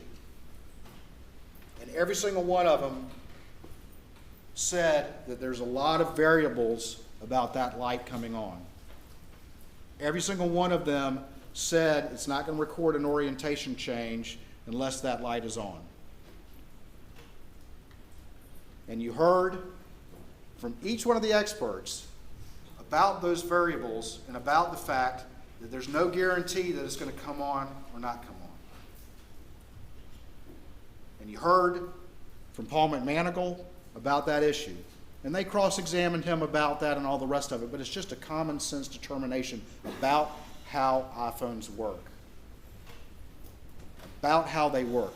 That raised awake feature is set for actual somebody lifting it up in the normal course. It is not set to respond necessarily to violent motion like flipping it. And every single expert testified to that. Every single one of them did. And then, besides that, you'd have to accept the fact that Alec is driving by just moments prior to that time. All of these circumstances would have to go the other way of the reasonable inferences in this case. Paul McManigal got up there and testified as to these issues and as to the fact that there's no guarantee, in fact, more likely than not, that if the phone is violently thrown or flipped or frisbeed or whatever, it's not going to light up. And that's consistent with what every other expert said.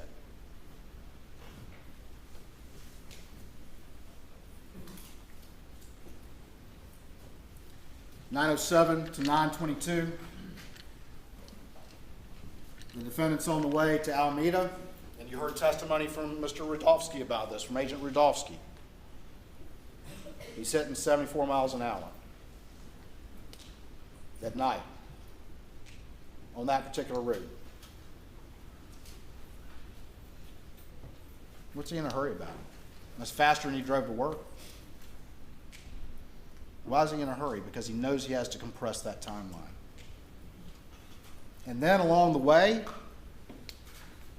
he's manufacturing the alibi by making these short calls. 60 seconds. He calls Chris Wilson. He calls John Marvin. Chris Wilson calls him back. He's on the phone the entire way. Does he say to any of them, "Hey, I can't get Maggie on the phone"? Say anything like that? They're very short. He doesn't talk about much. And then we get down here at 9:20, there's a 131-second call, which means that call is over at 9:22:45, and that's also when we see the vehicle go into park.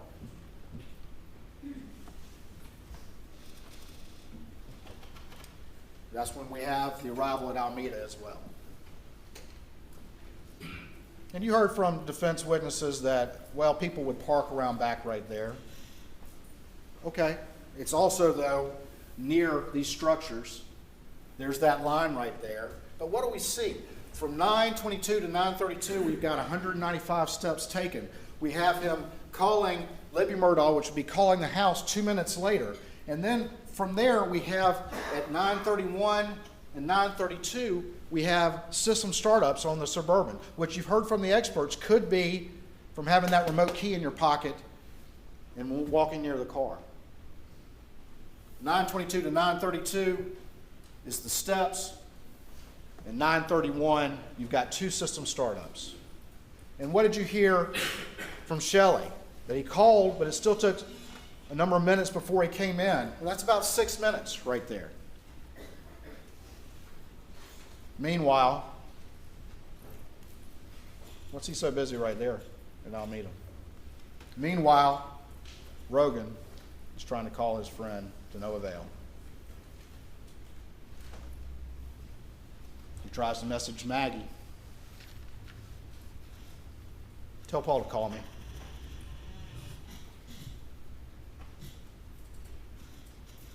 Neither one of them can respond.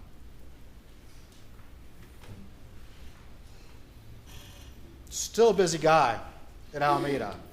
9:35 to 9:45, we've got 60 steps. We also got another at 9:36, around the beginning of that time period, another hit on the system startup. 9:36 to 9:41. Down here, about a 5-minute period, and we've got another hit. And then at 9:43:05, the Suburban moves out of park.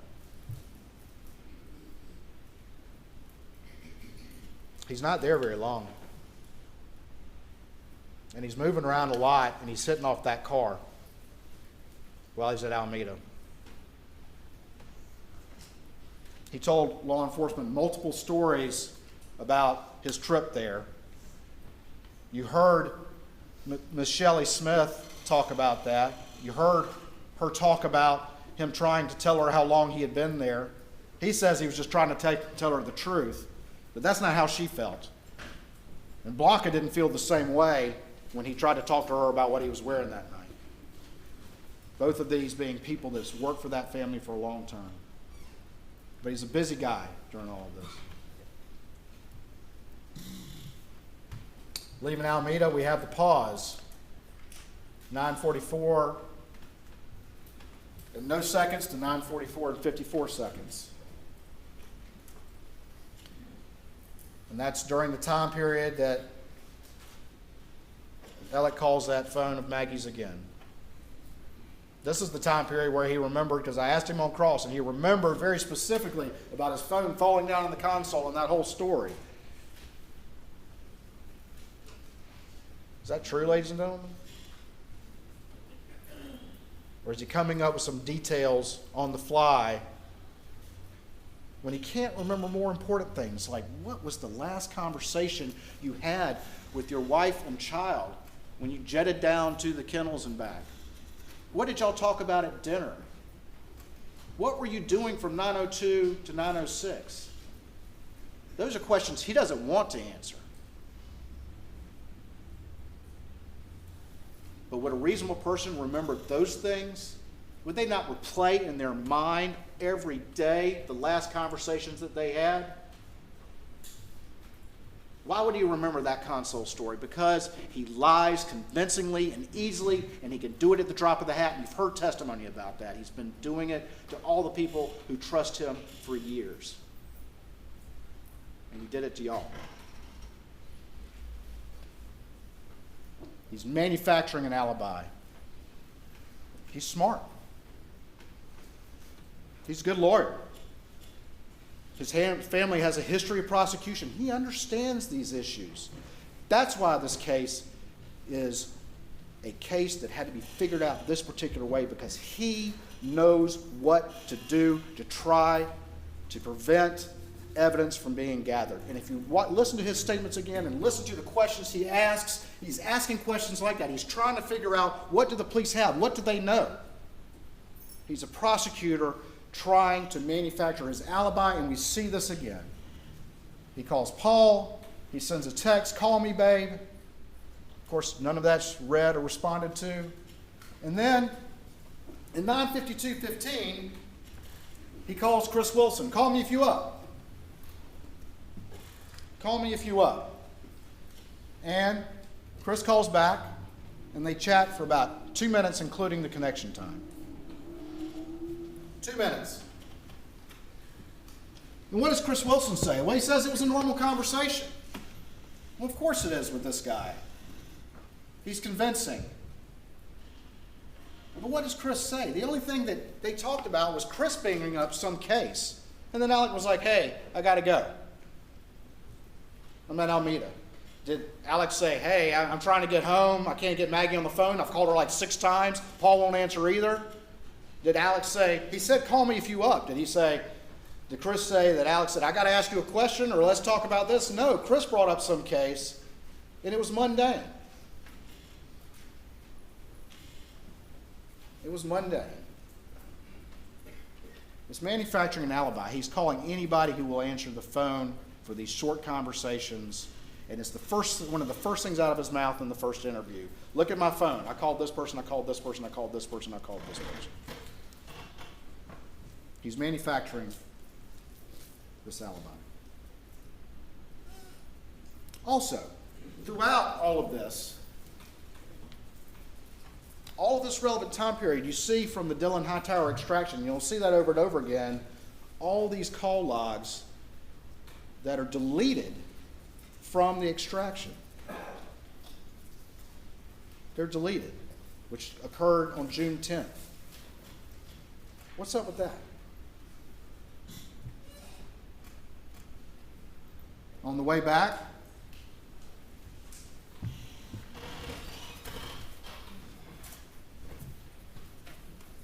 these are defense exhibits 141 and 142.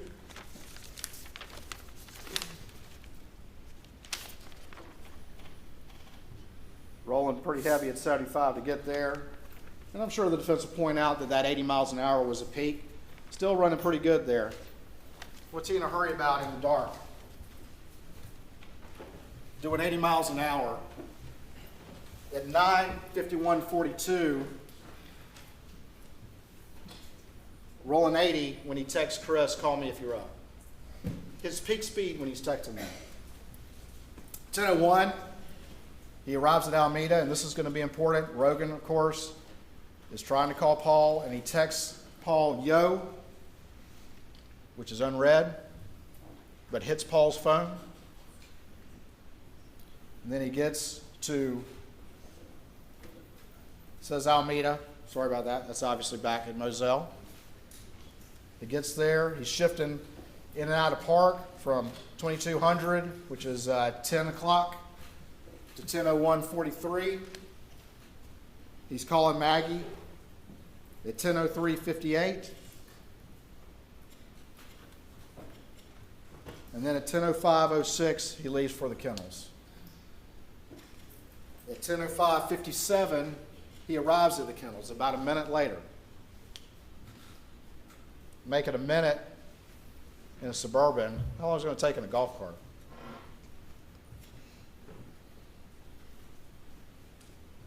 At 10:05:57, he arrives at the kennels. And 10:06:14 is the 911 call. Now, there's a lot of back and forth with him about that, but in his statements, with what he told his law partners that he went in great detail over about his activities that night, including lying to them about ever going to the kennels, he was very clear that he got out of the car and went and checked Paul and Maggie. One time he said to see if they're breathing, another time to say to check a pulse. You've seen the horrific injuries they'd suffered. 19 seconds. Is that enough time for a surprised human being to come across that scene, process what they are seeing? Get out of the car. Go over there. Check both those bodies and then call 911. He's changed the story now yet again because he's confronted with this evidence. The reason why it's so quick is because he knew exactly what scene he was going to find. 19 seconds.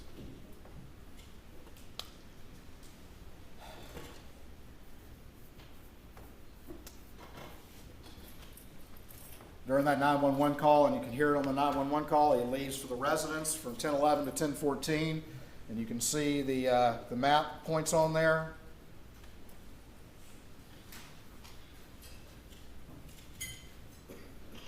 And those are the speeds on the Suburban on those trips. Took just under a minute, doing 35 and 30 miles an hour. So think about that when you go back to his story about a casual trip down to the kennels in the golf cart, and you look at his times that he's trying to convince you of.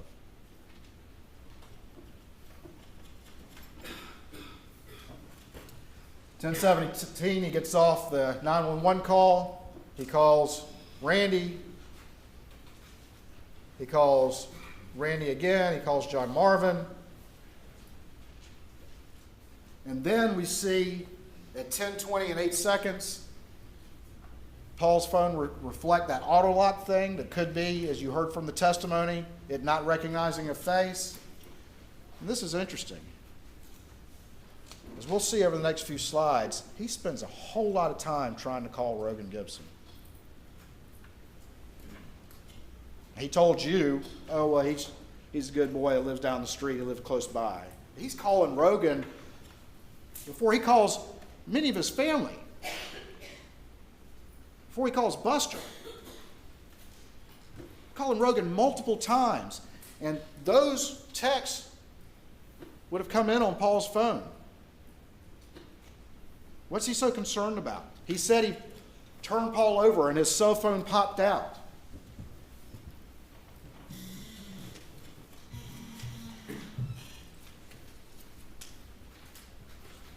This is a sealed exhibit. I'm not going to name it. Popped out. Manufacturing an alibi, concerned about the evidence. Worried about what Rogan may have known or may have heard. I'll put it down. Can I have this back, please?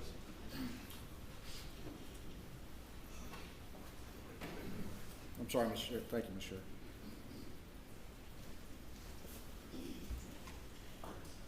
There, 10:24.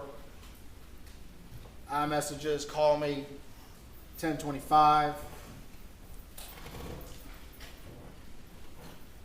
10:29. 10:25, the first deputy's on scene. 10:29, calling Randy. 10:30, Rogan again. And then finally at 10:34 is when Paul's phone powers off.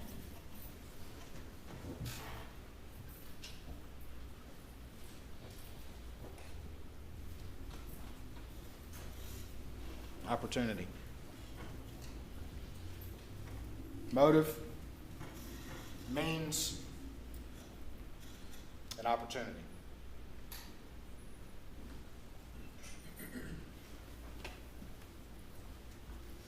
Guilty conscience.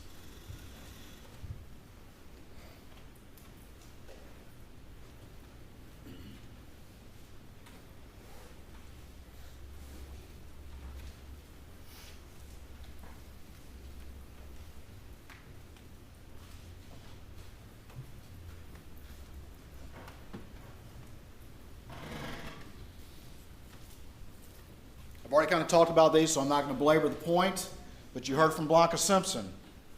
Blanca Simpson said he was wearing like a polo shirt when he left. He was wearing this shirt in the Vinnie Vine. She recognized both of those. He, of course, turned over the T-shirt that he was wearing when law enforcement arrived. And then you heard Blanca say he later tried to convince her that he was wearing a Vinnie Vine shirt. 3 shirts in one day. And a fourth one he tried to get Blanca to say. And you heard her testimony. She felt very uncomfortable by that. Multiple changes of shoes in the day. He wouldn't be wearing those shoes if he were out riding the property.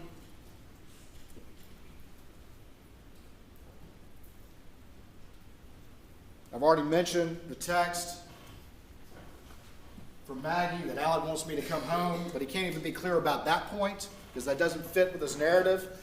Marion Proctor says the same thing, but he can't admit that because that doesn't fit with his narrative. She was surprised that Maggie didn't go along to Alameda. And then she said, Alec made an interesting comment, one of many, some of which came from that stand that we'll talk about in a little bit. Whoever did this thought about it for a really long time. Why would he say that? Because he told you that it was just random vigilantes from the boat case, of which there is no evidence whatsoever that you've seen in this record. Trials depend on evidence. There has to be evidence to make a decision. And his claims trying to manufacture something about the boat case, there's been no evidence whatsoever of any specific other individual. There has to be evidence to consider, not just mere allegations that have no basis in any sort of evidence. Whoever did this thought about it for a really long time. I think if you think about the defendant's statements and some of the things he says, a lot of times he says things in one context, but he means them in another. When he says things like, I hurt the ones I love the most.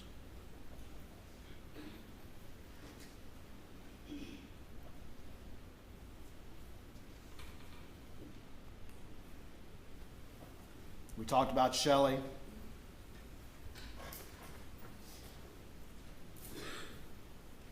After Randolph's funeral, he shows up early.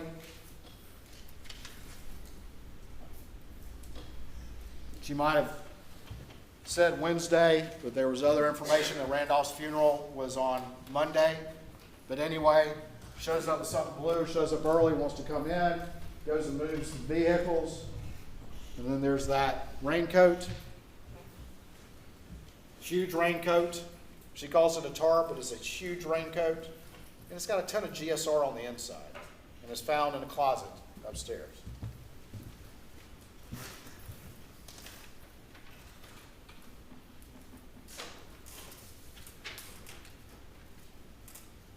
States 411.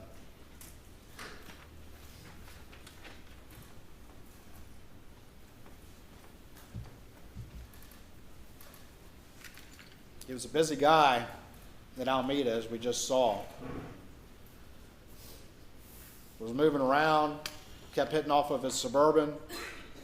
And then, of course, as you heard, he was with family for the next few days. After the funeral, he's back.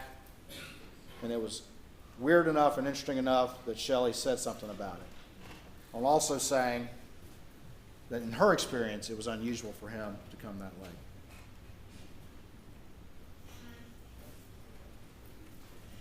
Then we have the defendant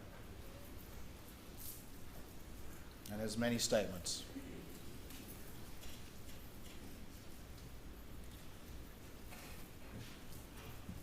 Went through a lot with the defendant, who told you that the reason why he was telling you this new story was because he was paranoid because he had a bag of pills in his pocket, because he had a distrust of SLED, because David Owen asked him about his relationship with Maggie.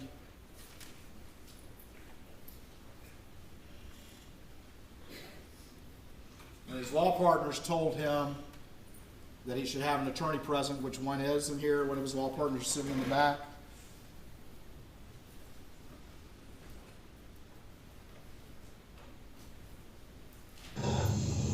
I hate to have to do this. I understand. Yeah. I totally Yeah. understand. Yeah. So you don't have any problem with it. I asked him repeatedly, is this the point where you decided to lie? At which point did you decide to lie? I hate to have to do this. I understand. Didn't mean to do that twice.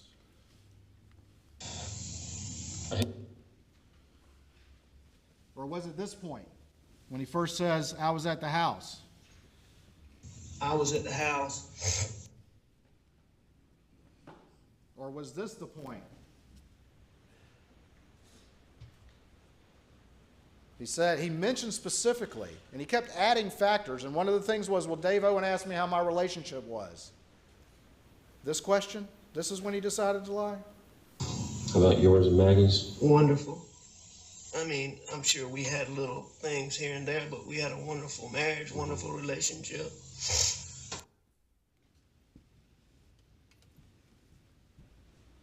But he digs in on the point. What did you do today? Were you at the office or? No, I was home. I came home. Paul and I messed around. I was up at the house. I laid down, took a nap on the couch, probably, I don't know, 25, 30 minutes. I got up, I called Maggie, didn't get an answer, and I left to go to my mom's. She had said,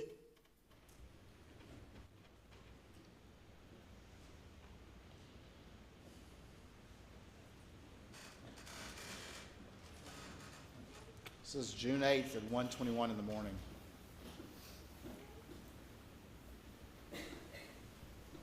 And he's admitted to you that he's lying right there. Look how easily he did it. About such a crucial thing.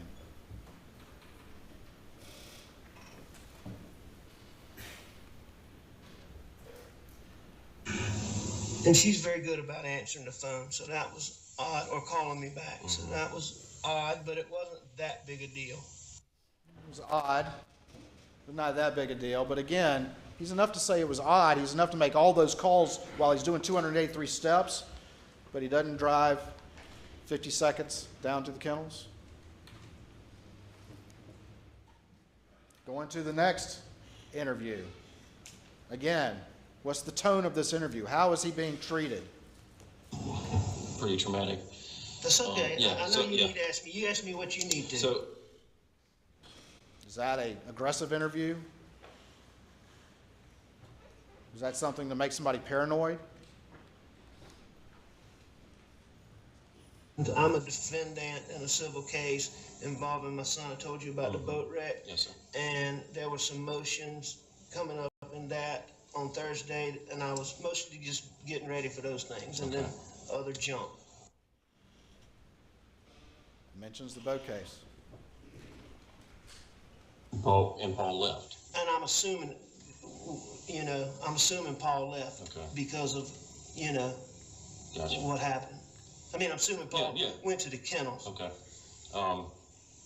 And what did you do once Maggie and Paul left? I stayed in the house. Okay. And I was watching TV, looking at my phone, and I actually fell asleep on the couch. Okay. And what time did you? I don't know wake up? exactly what time I woke up, but when y'all get my phone, I think one of the first things I did when I got up was call Maggie because I was going to my mom's. And I know I texted her because I checked my phone. And what time did we say the text was, Jim? It's like 9:06. I didn't see it. Yeah, I got it written down from the other I night. showed you the other night, yes, didn't I? Yes, sir. I got So, I texted her, so I called her just before that. And, I mean, she didn't answer at that point. And I left to go to my mom's.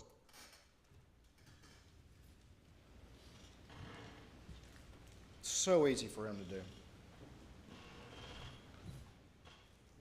And you said you laid down and took a little nap, and when you got up, Maggie and Paul was gone, or did they leave when you laid down? Or before? I believe that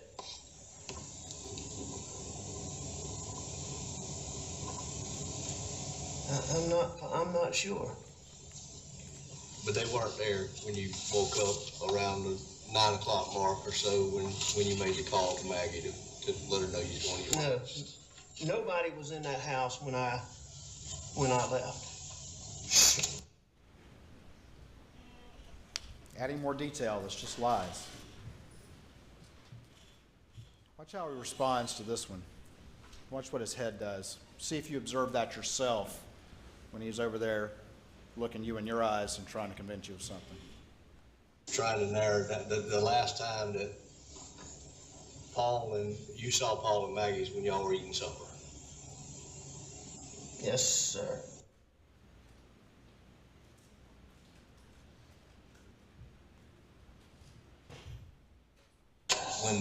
When Paul's phone came out, did you just pick it up and put it on, place it back down on him, or?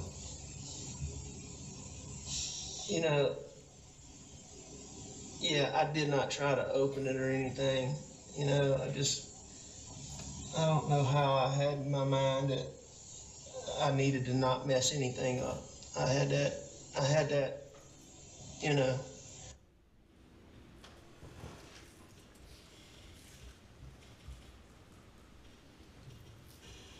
Going to the third interview on August 11th.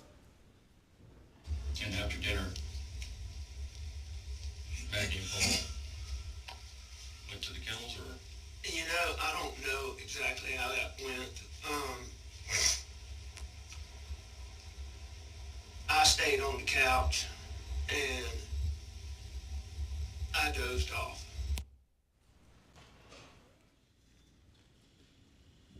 Video on Paul's phone of you and him on the farm that night, and you were in khaki pants and a dress shirt. You were playing with a tree.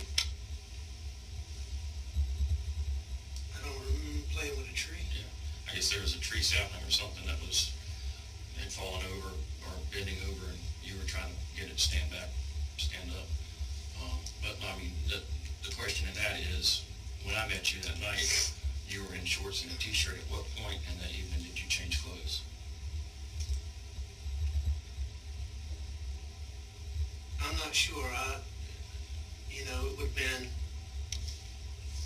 Before dinner or after dinner? no, it would have been, what time of day was that? I would have thought I'd already changed. There's not a time stamp on it because there's so many posts, but I want to say it looks to be about dusk. So that would have been 7:30, 8 o'clock. I guess I changed when I got back to the house.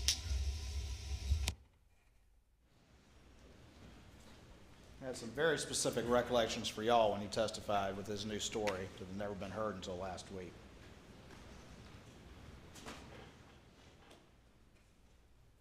Did he and I? No, but Rogan Gibson told me about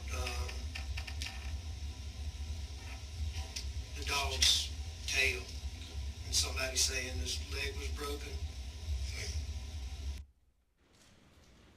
Line right there, he was down at the kennels, shaking his head forward. You were just down there with Paul. You left and went back to the house for dinner. Paul and I were just knocking around up at the shop, the shed, the kennels, and just the whole property. And that was before dinner, yes, sir. And you didn't go back down there after dinner until your return trip from visiting your mother. Yes, sir.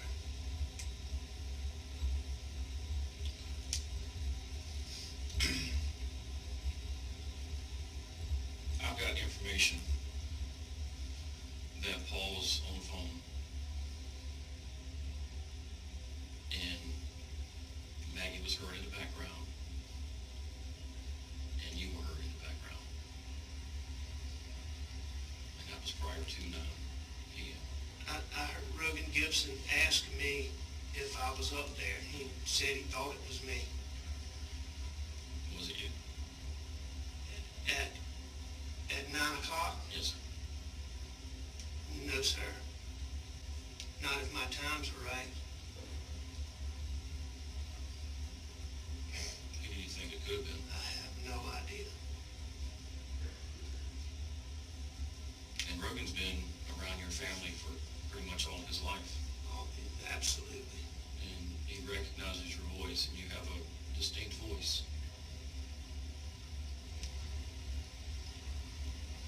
You think of anybody else that has a voice similar to yours that he may have misinterpreted? No, sir. You know, when we were talking, he had asked me that, so, I mean, he had told me that he thought I was up there. Did that surprise you? Yes, sir.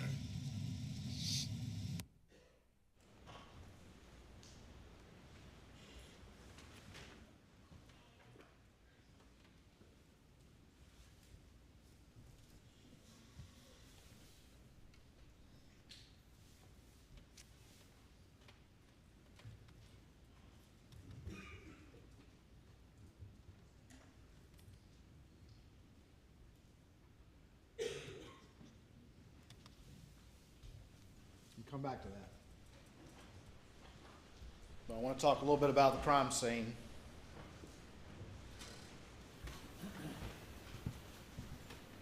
What it indicates. I want to advise everyone there will likely be sealed exhibits. I don't need the ammo quite yet. I'll let you know this year. You guys went out to the scene today. And you saw how it looks now. Take a good look at those trees and where they were back in the day of the incident. I'll put this up on the Elmo in a second.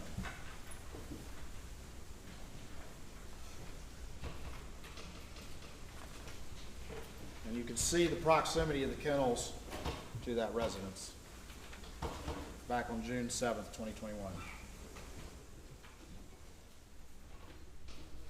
Get out the Elmo, please.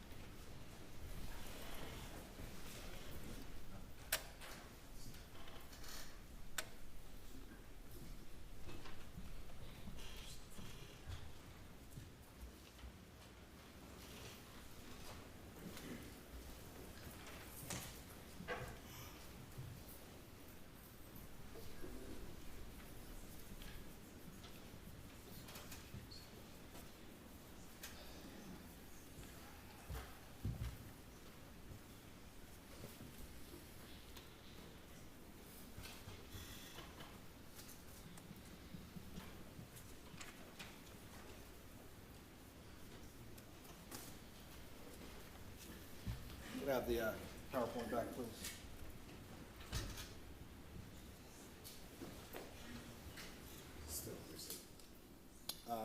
There's not any images in the PowerPoint that are understood, but I do have these right here. All right, Dr. Reamer. You've heard from Dr. Reamer, you heard from Kenny Kinsey, and you heard from the defense experts. So, do you have the computer back?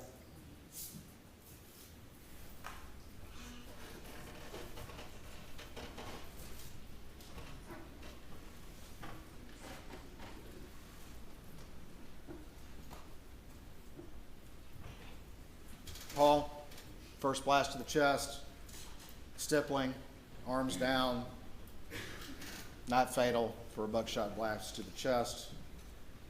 This is where there was some dispute from the defense experts. The second injury went into the left shoulder, into the cheek, with an exit wound on the top of the head, with instantly fatal and terminal collapse.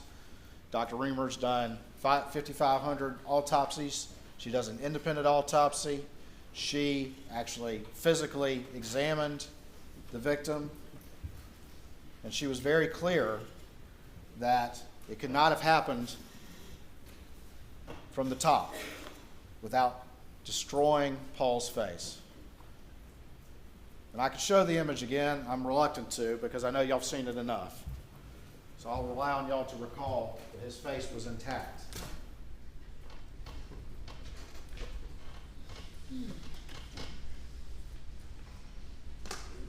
I'll rely on y'all to recall, and this is sealed, all the evidence up top here at the top of the door. I will rely on y'all to recall Kenny Kinsey's testimony that buckshot don't reverse course, that the kinetic energy is going in one direction. I'll rely on y'all to recall all the biological matter that you see at the top of this door.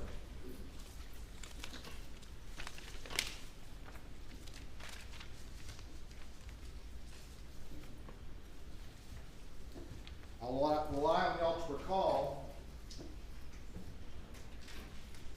looking at States 339, which is the wadding from the shot to kill Paul. Because if you recall, the wadding from the chest shot was found still in his chest right here. This is the wadding on the ground from the shot to his head. And if one of the things that you recall from Dr. Reamer's testimony and looking at Paul's face was the abrasions around that cheek wound that came from the wadding as it entered there.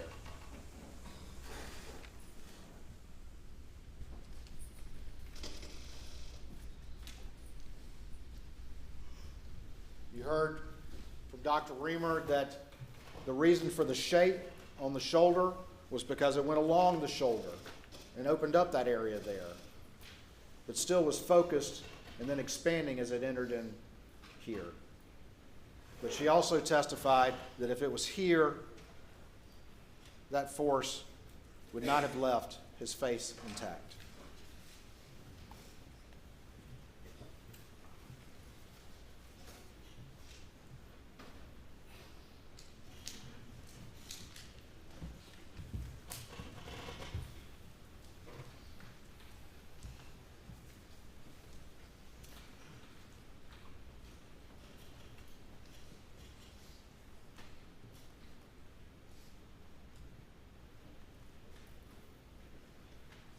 Manner of death, homicide. Then you heard from Dr. Kenny Kinsey. What we described earlier, Paul was first shot in the feed room, largely agrees with her. Arms were not up. He believes the shot was a little closer and the lack of stippling could be chalked up to the black t-shirt, but also agrees, as she does, no defensive wounds. Looking at the blood spatter locations there, and he testified in great detail and testified yesterday, there was no high velocity blood spatter on the ground at the entrance to the feed room, which would be necessary for the shot to have occurred in the manner in which the defense suggested. The spatter travels upward in an upward direction, and you can see that on the door. He spoke of the void area, and then he spoke of the blood on the ground that was around where Paul drops, and that it's low speed spatter. He talked about the dents in the feed room door, the pellet lodged in the door frame upward. It's only possible if it's traveling through Paul's head. Not possible if it's from a ricochet, as the defense suggested.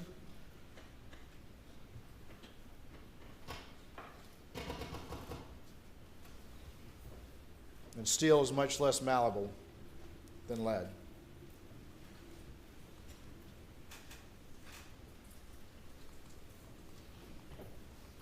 What else did he say?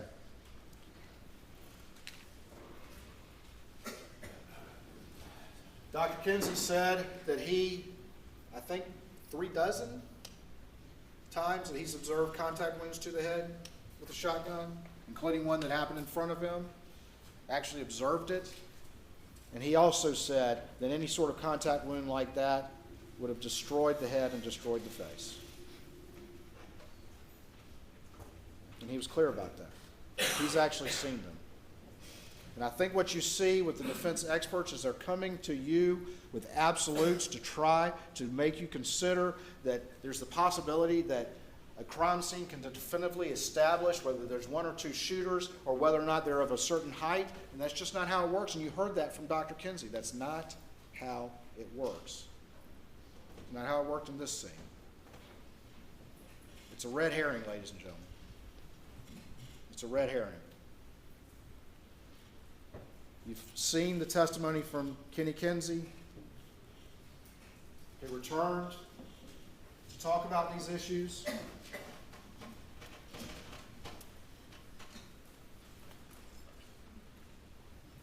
You saw the demonstration over there in the doorway? That seem realistic to you? or is Kenny Kinsey's explanation consistent with the evidence, consistent with his experience, consistent with Dr. Reamer's 5,500 autopsies who actually observed the victims, consistent with the blood spatter, the lack of high velocity on the floor, but the existence of high velocity on the top, and the low velocity blood splatter on the floor? What's consistent with the evidence? Maggie. Again, no defensive wounds. The first two shots to her abdomen and her leg on a parallel path, and likely in close succession. Stippling, close range, the mark on the back of her leg. Running to her baby, didn't see it coming. Bends over, maybe on her hands and knees in pain. You saw me demonstrate that with both Dr. Reamer and Kenny Kinsey. And that's when she suffers that third rifle injury. And you heard their expert come in and say, no, it had to be going this way instead of this way. Going up with that graze, hitting her breast and into her head here. And Dr. Reamer actually performed the autopsy physically. She looked at the hole. She described the hole. She talked about the injury coming up into the head. And she showed you that. And she took issue with this idea that you can look at skin tags and that sort of thing and come to any conclusion about directionality. But what she told you is, I looked at this wound. I saw the hole as it went up into the brain. This was an entrance wound up into the head.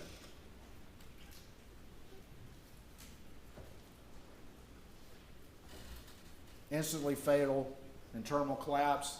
The wrist wound could have been an extraneous wound, or it could be associated with this. Third rifle injury, and then of course the fourth rifle injury to the back of the head that had the canyon effect. Would have been instantly fatal, except for the fact that this one, there has to be some clearance for that third shot to come up. Again, manner of death is homicide.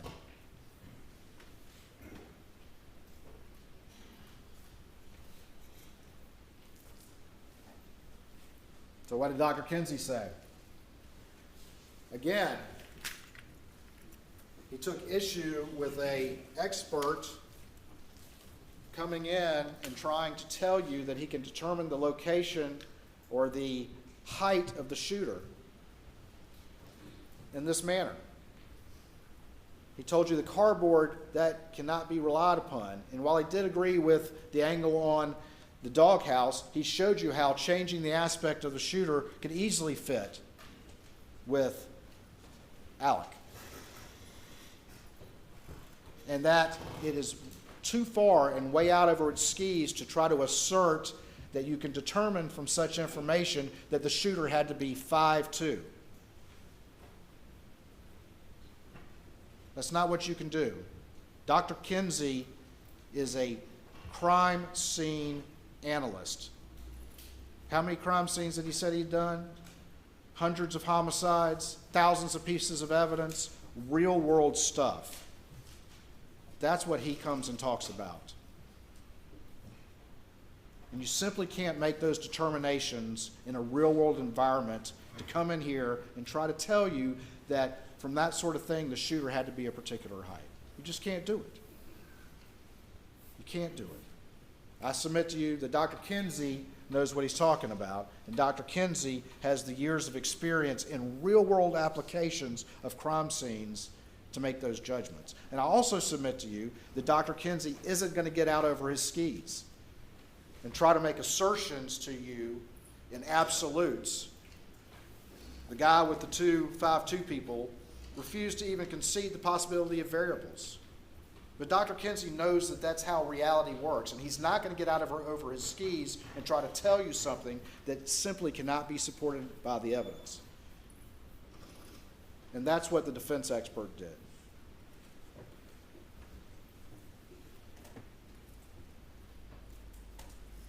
The shooter could easily be 6'4" or taller and fit all those bullet trajectories. Of course, one thing that the defense expert didn't consider and wouldn't even consider is all his little gray people are holding the guns down like this. No consideration of kneeling, of sitting, of being in any sort of different position.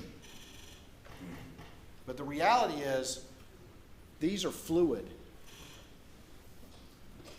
Maggie is running to her baby. She's moving. And when she gets hit, most likely when she hits her leg against that Polaris, there's biological evidence on that Polaris. And she comes forward and collapses as Alec is moving around her, firing.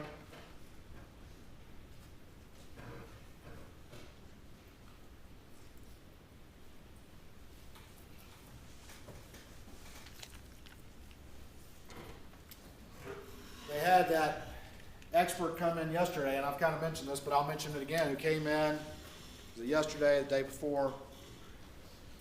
Even I've lost track of time at this point. But tried to get out over his skis again and testify to you that it had to be two shooters because there were two guns. And why would you not just use the blackout?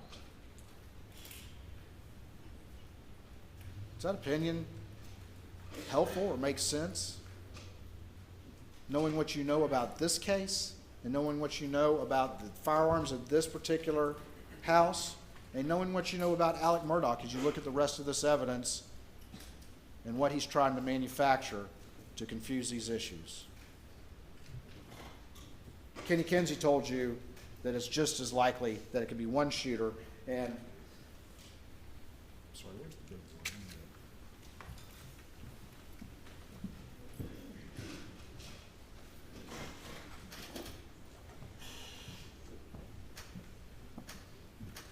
and although this is not to scale, you have the feed room right here, the Polaris is right here, and the cases, while they can't be relied upon as specific location, they still can be illustrating general area, and they're all in that area, moving from here to here.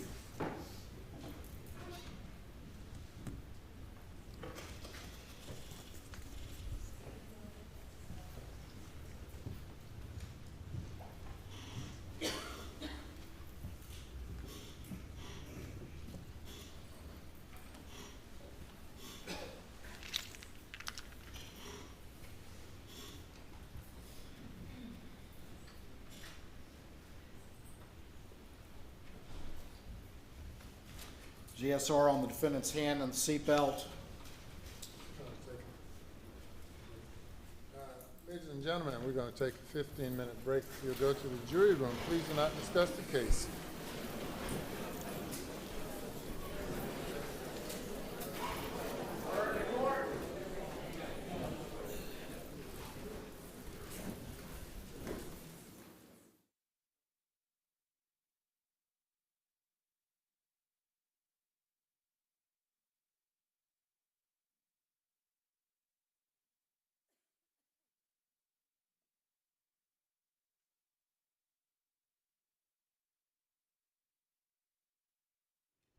Take a 15-minute recess.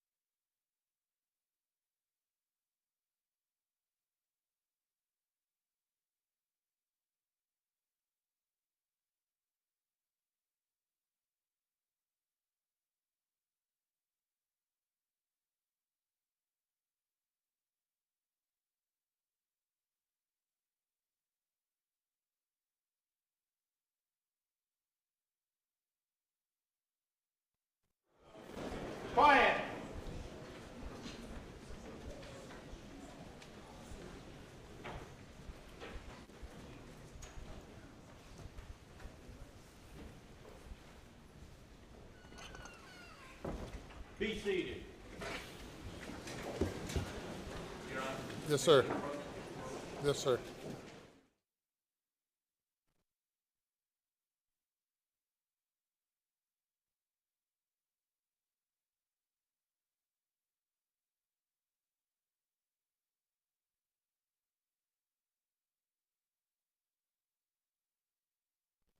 Or longer. We have another matter we need to take up, so I was hopeful that we would, after he closes, we would move to the,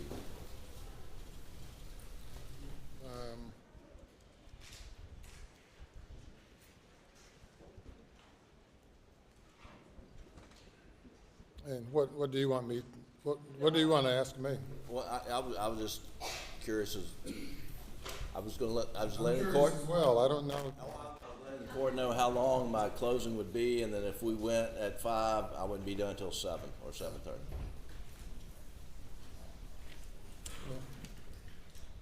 You'll have an opportunity to fully argue during a time where the jury's attention span won't be frayed due to the long hours. And Your Honor, are you considering dealing with that other matter if we, for instance, adjourn?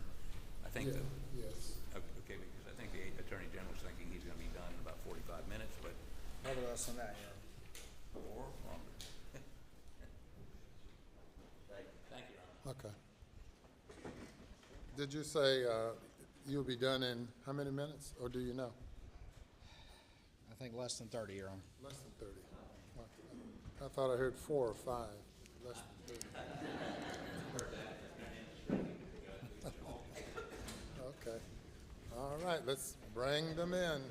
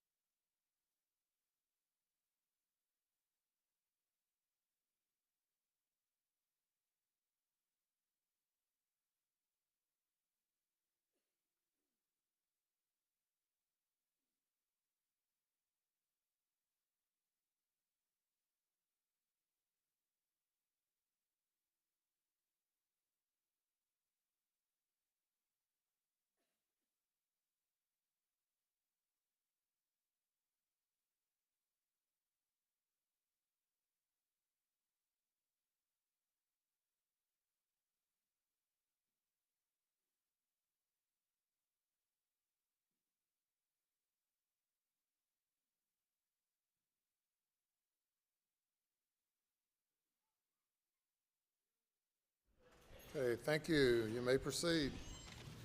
Thank you, Your Honor. May it please the court. Sir.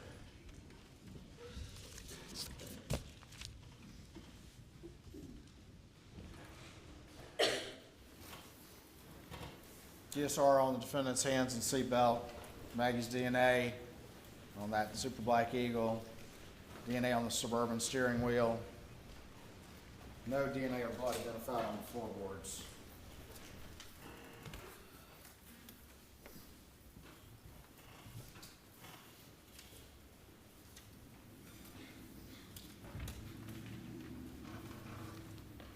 Showing y'all state 7. That's the how you doing comment. And the second officer walks up, how you doing?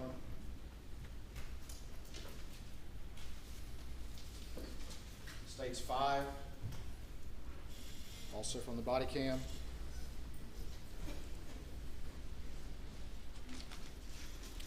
It's very dark out there.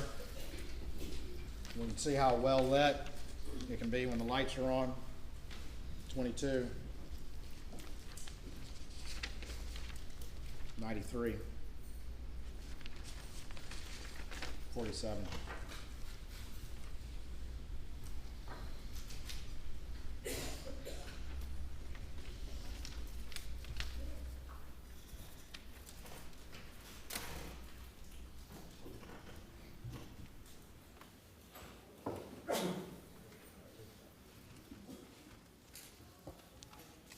I'm almost done. We'll talk finally a little bit more about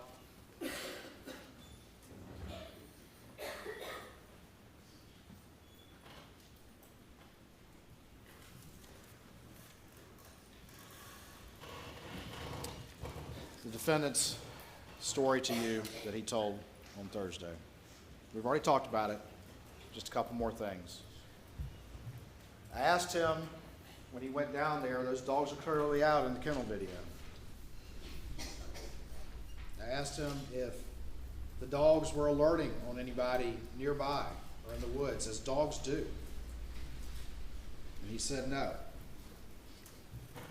He said that their dogs were not doing that.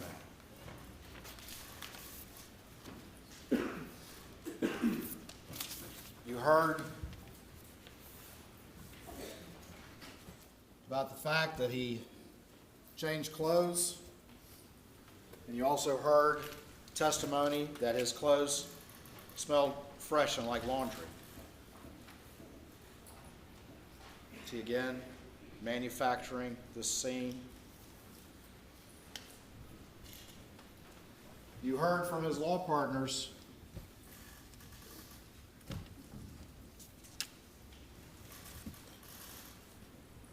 that he was not, and also from Marion, that he was not overly concerned with figuring out what happened or any threats to Buster. And in fact, you heard in the telephone interview after the side of the road, they specifically asked him, are there any threats to Buster? And he said no. Why is there no threat to Buster? Because he was the threat to Maggie and Paul. He knows there's no vigilante out there. That's why he was never concerned about it. That's why he called Rogan first the night of. He knows the only threat is him.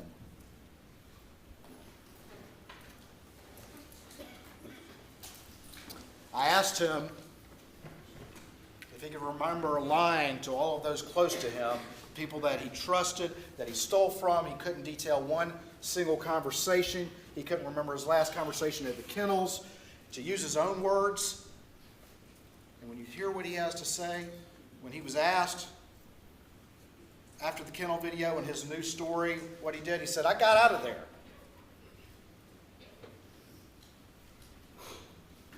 He's got that photographic memory, but can't remember what he was doing when he was his most active on that day. He didn't say, if only I had been there. If only I had gone to the kennels. If only I could have stopped it. If only I had been there a little longer. He says, I got out of there.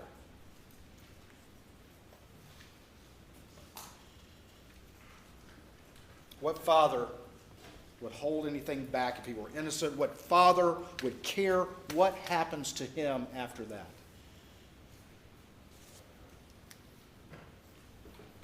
He claims he told you that he had cooperated with SLED. But he hadn't. There's nothing more important, if someone's innocent, to telling law enforcement when the last time the victims were alive. I just saw them. I saw them at 8:50. I saw them at 8:49. They're still out there. Go get them.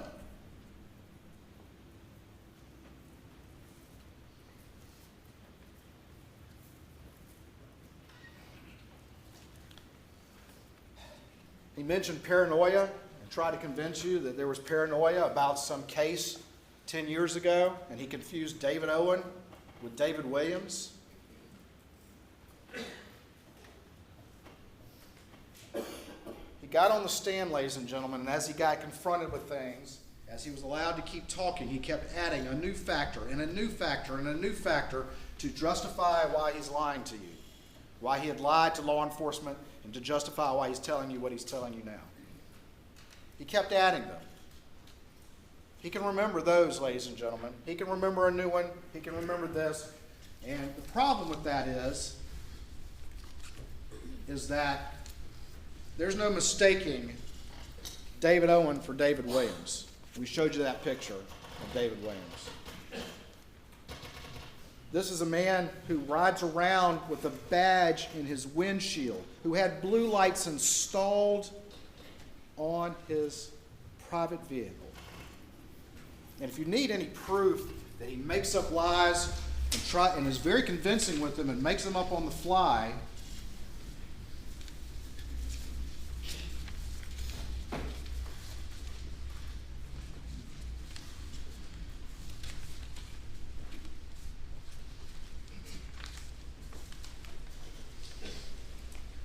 He got caught flat-footed with the badge hanging out of his pocket. He tried to assert to you that sometime maybe it was an accident, that this badge is hanging out of his pocket. How is that an accident?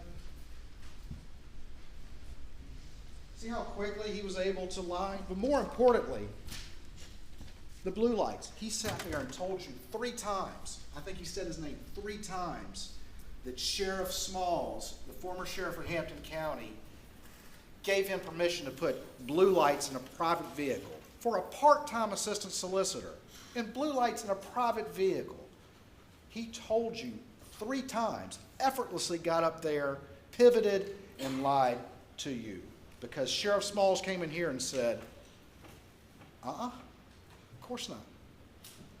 That never happened. I've never heard of such a thing. This is a man who made his trade on lying.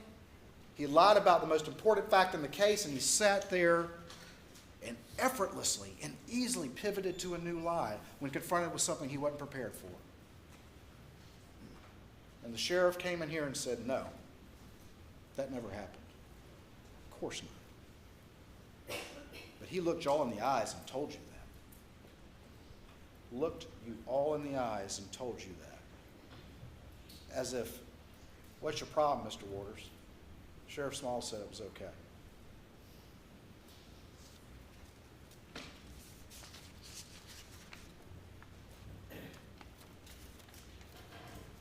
Tries to tell you that he was paranoid about having a bag of pills in his pocket.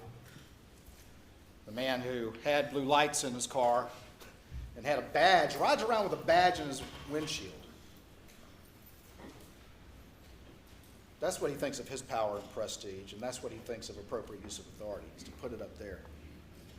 It only serves him. It's only there to serve him. But he's tried to also tell you that he gets paranoid, and so he's tried to lie about the most important fact that he could offer law enforcement when his wife and son were brutally murdered because he had a bag of pills in his pocket, but yet at the same breath says, I wasn't concerned about the law firm and that fair stuff. I'm not concerned about the boat case.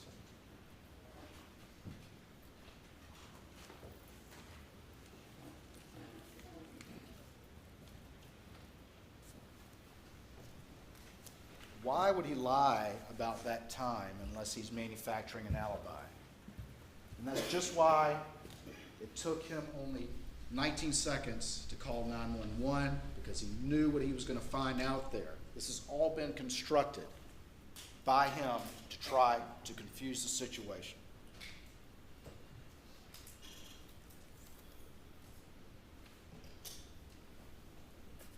That lie that he told you, he tried to make it seem like he'd been trying to tell this, but he also admitted on the stand that, and as did his brother, that his own brothers heard it for the first time last week. That his own attorney was repeating the story that he was napping the whole time and never went to the kennels on HBO in November, just a couple months ago.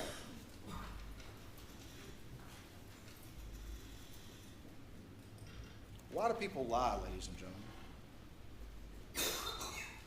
A lot of people lie. When it's really important. Something like this brutal murder, most people are going to come clean about a bag of pills. But why do people lie? People lie because they knew they did something wrong. That's why he lied, ladies and gentlemen. And just like always, when confronted with new evidence that he no longer can deny, he backtracks, he pivots, and he tells a new story from that stand and looks you all in the eye. And then when new evidence comes up on cross, he backtracks and he pivots and he tells another new lie. And I'm sure if he could get up there again, he'd be telling, well, let me rephrase that. He said so many witnesses are lying on him. They're all lying on him. But the one thing we know as a constant is that he lied to them. Mark Tinsley's lying. Jeannie Seckinger's lying. Shelley Smith is lying. Blanca's lying. Everybody's lying on the master liar.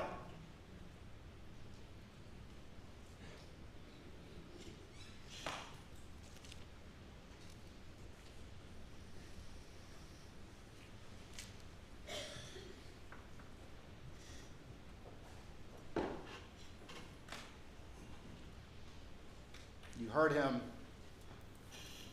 answer the questions about whether or not he killed his wife and son. You heard me ask him if he was a family annihilator. When he answers those questions, did you see him do this? Did you see him do that on those videos too, and ask questions where now we know he was lying? Is that the most classic tell ever? I'll leave that to you to decide. One thing I will agree with him that he said up there, "Oh, what a tangled web we weave when we first practice to deceive." How appropriate coming from that man.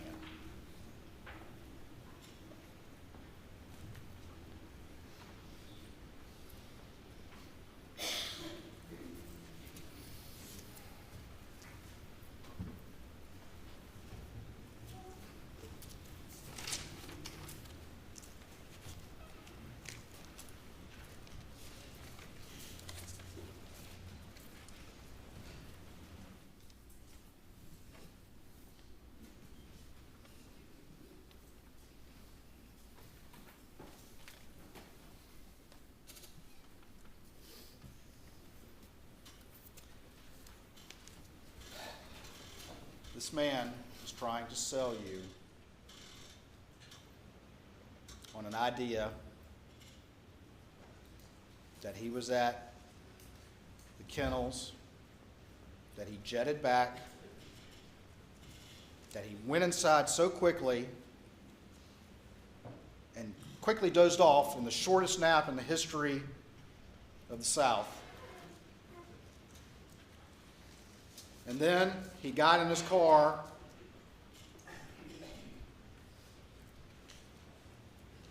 just seconds after the supposed vigilantes. These vigilantes that apparently are 5'2", that knew somehow that Paul and Maggie would be both at Moselle on the evening of June 7th between 8:44 and 9:02, that also knew that they would be alone at this time, that they knew that Alec would not be at these kennels.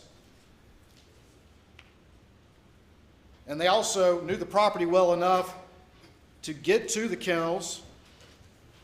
They also assumed that they would find ammunition and guns there, so they didn't bring those.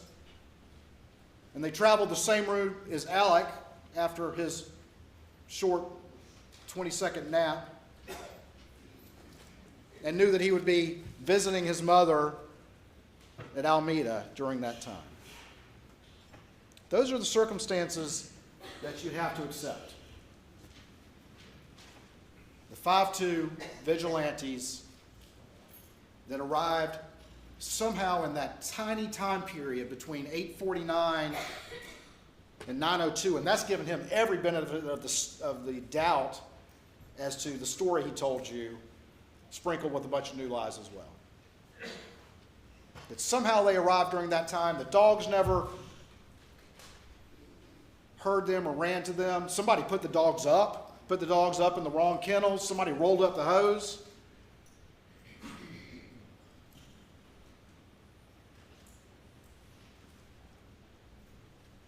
And these vigilantes were just lucky enough to find these family weapons there, which he's clear on the other side of it that he says were never there. He's so clear. Oh, we never had the blackout. We never rode around with the blackout.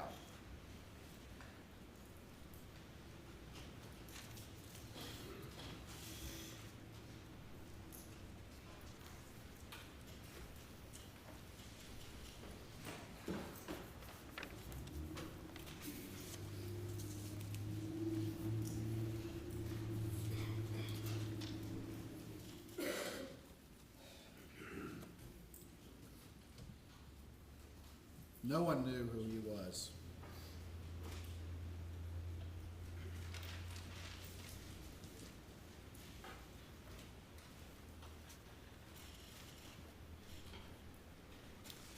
No one knew who this man was.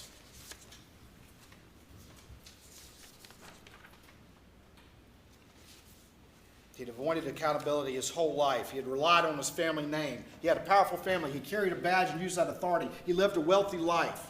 But now finally, he was facing complete ruin. His father, who he idolized, who I worked with on occasion, was dying.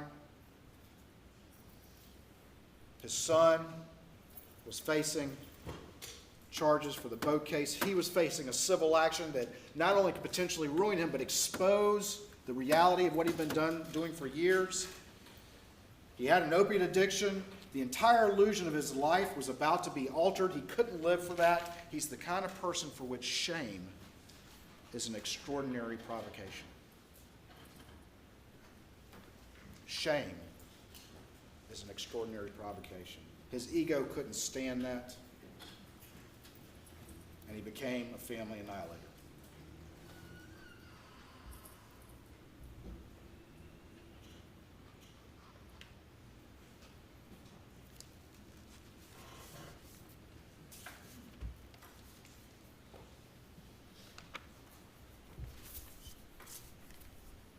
And I was thinking,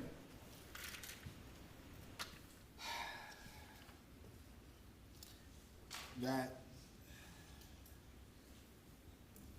people who get the last word in this courtroom are y'all. And a lot of witnesses have testified over the last 6 weeks, but there's a couple that never get to testify but are important, and that's common sense and human nature. And there's 2 more that don't get to testify.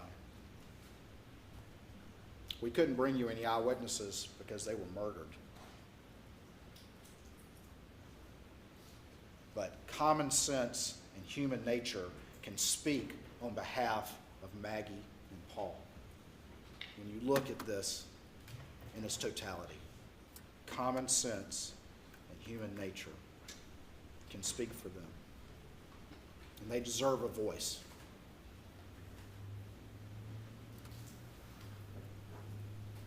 Everything he did was meant to try to frustrate the forensics as a lawyer and a prosecutor with the 2 guns and the manufactured alibi, and not taking his phone down to the scene, deleting call logs, making short phone calls, bringing up the boat case, moving Maggie's phone, changing clothes, looking at Paul's phone, calling Rogan, or trying to call Rogan. One man controlled this crime scene initially, and that was Ellen.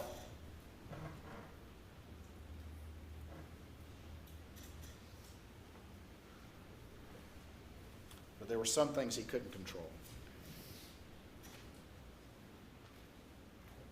And we brought those to you.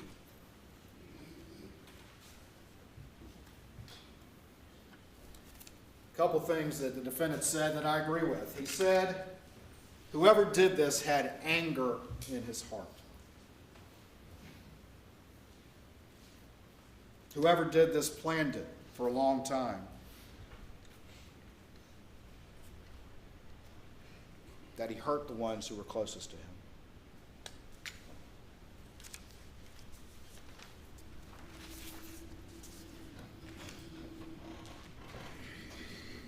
It may be hard to fathom, ladies and gentlemen, but when you put all these circumstances together and really understand who he was in the entirety of his life,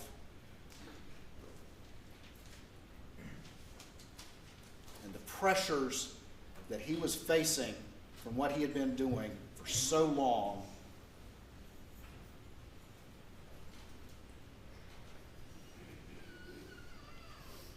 you can understand it.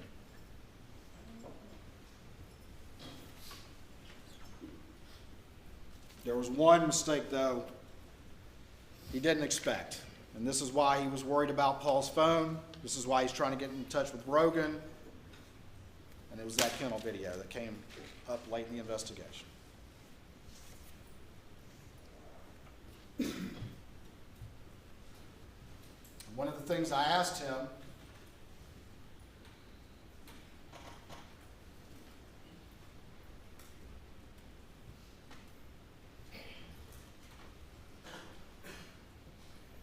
and we've talked about this, the last question I had to him, and the first question I had to him, was, what is the most important part of your testimony here today? And he wouldn't even concede that, but he at least conceded that the most important thing was to look you in the eye and try to explain to you why, after his entire history, you should believe him when he says, okay, I was down at the kennels for one brief minute,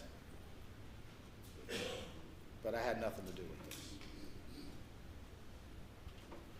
And we went through that long cross in which he identified all these factors, from his partner saying having an attorney, you need to have an attorney present, to his distrust of SLED, to Dave Owen asking him about his relationship. And I asked him, at what point did you decide to lie? And he finally agreed, okay, it was in this interview. It was that moment in the June 8th interview. It was during that interview.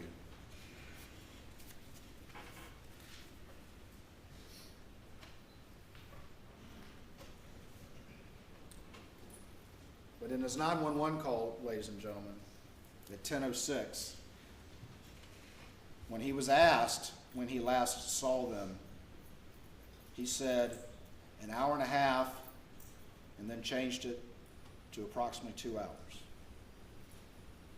Consistent with what he would later say, before any of those factors that he sat there and ran through with y'all as the reason for his decision even ever existed.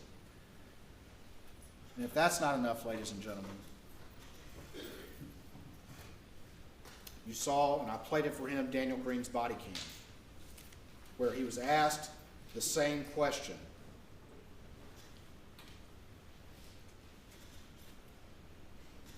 And he said that it was 1.5 hours plus 45 minutes. And all those factors that he identified to you as to why he supposedly lied, he was lying to you, ladies and gentlemen, when he made those up. He was lying to you when he made those up, just like he's lied to everyone close to him. And he's good at it. He's good at it.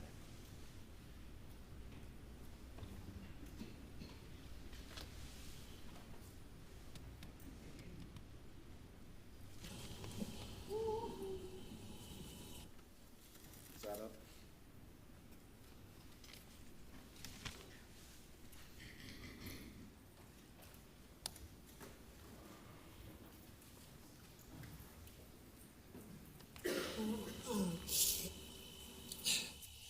It was earlier tonight. I don't know the exact time, but Okay. I left. I was probably gone an hour and a half from my mom's, and I saw them about 45 minutes before that. Okay. I rode around with Paul.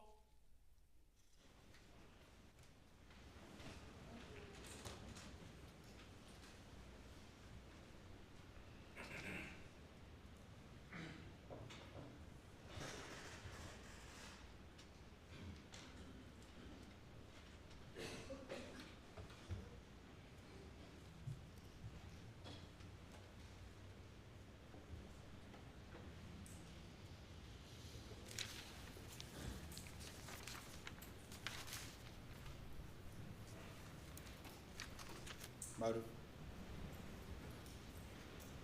the means, the opportunity,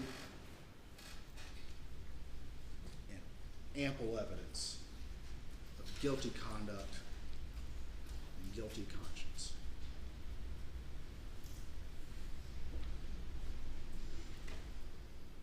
All four factors are present.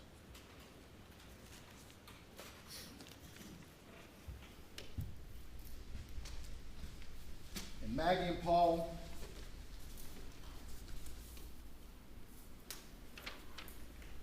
deserve a voice.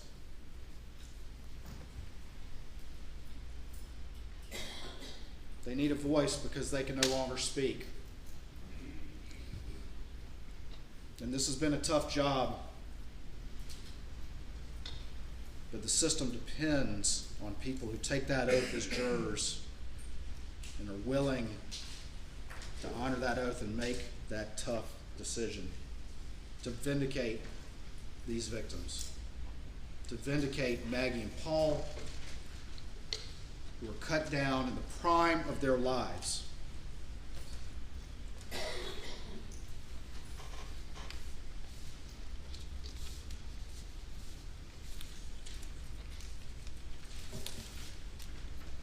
This is a sealed exhibit.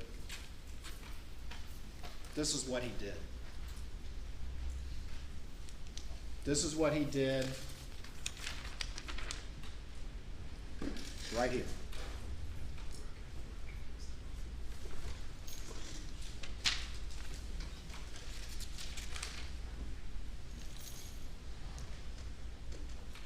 This defendant, on the other hand, has fooled everyone who thought they were close to him, everyone who thought they knew he was who he was. He's fooled them all.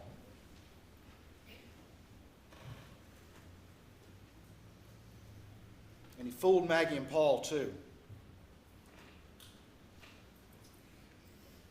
And they paid for it with their lives. Don't let him fool you too. On behalf of the state of South Carolina, I ask you to return a verdict of guilty against the defendant, Richard Alexander Murdaugh, for the murder of his wife, Maggie, and his son, Paul,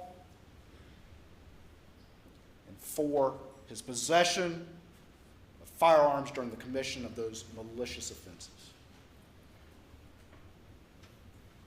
Thank y'all for your attention during this long trial.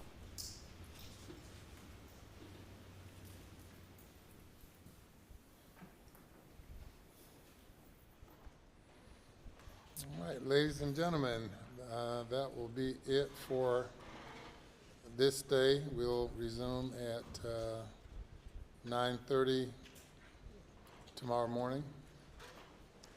If you go to the jury room, and you'll be dismissed in just a few minutes from the jury room. And please do not discuss the case at all with anyone, including your fellow jurors.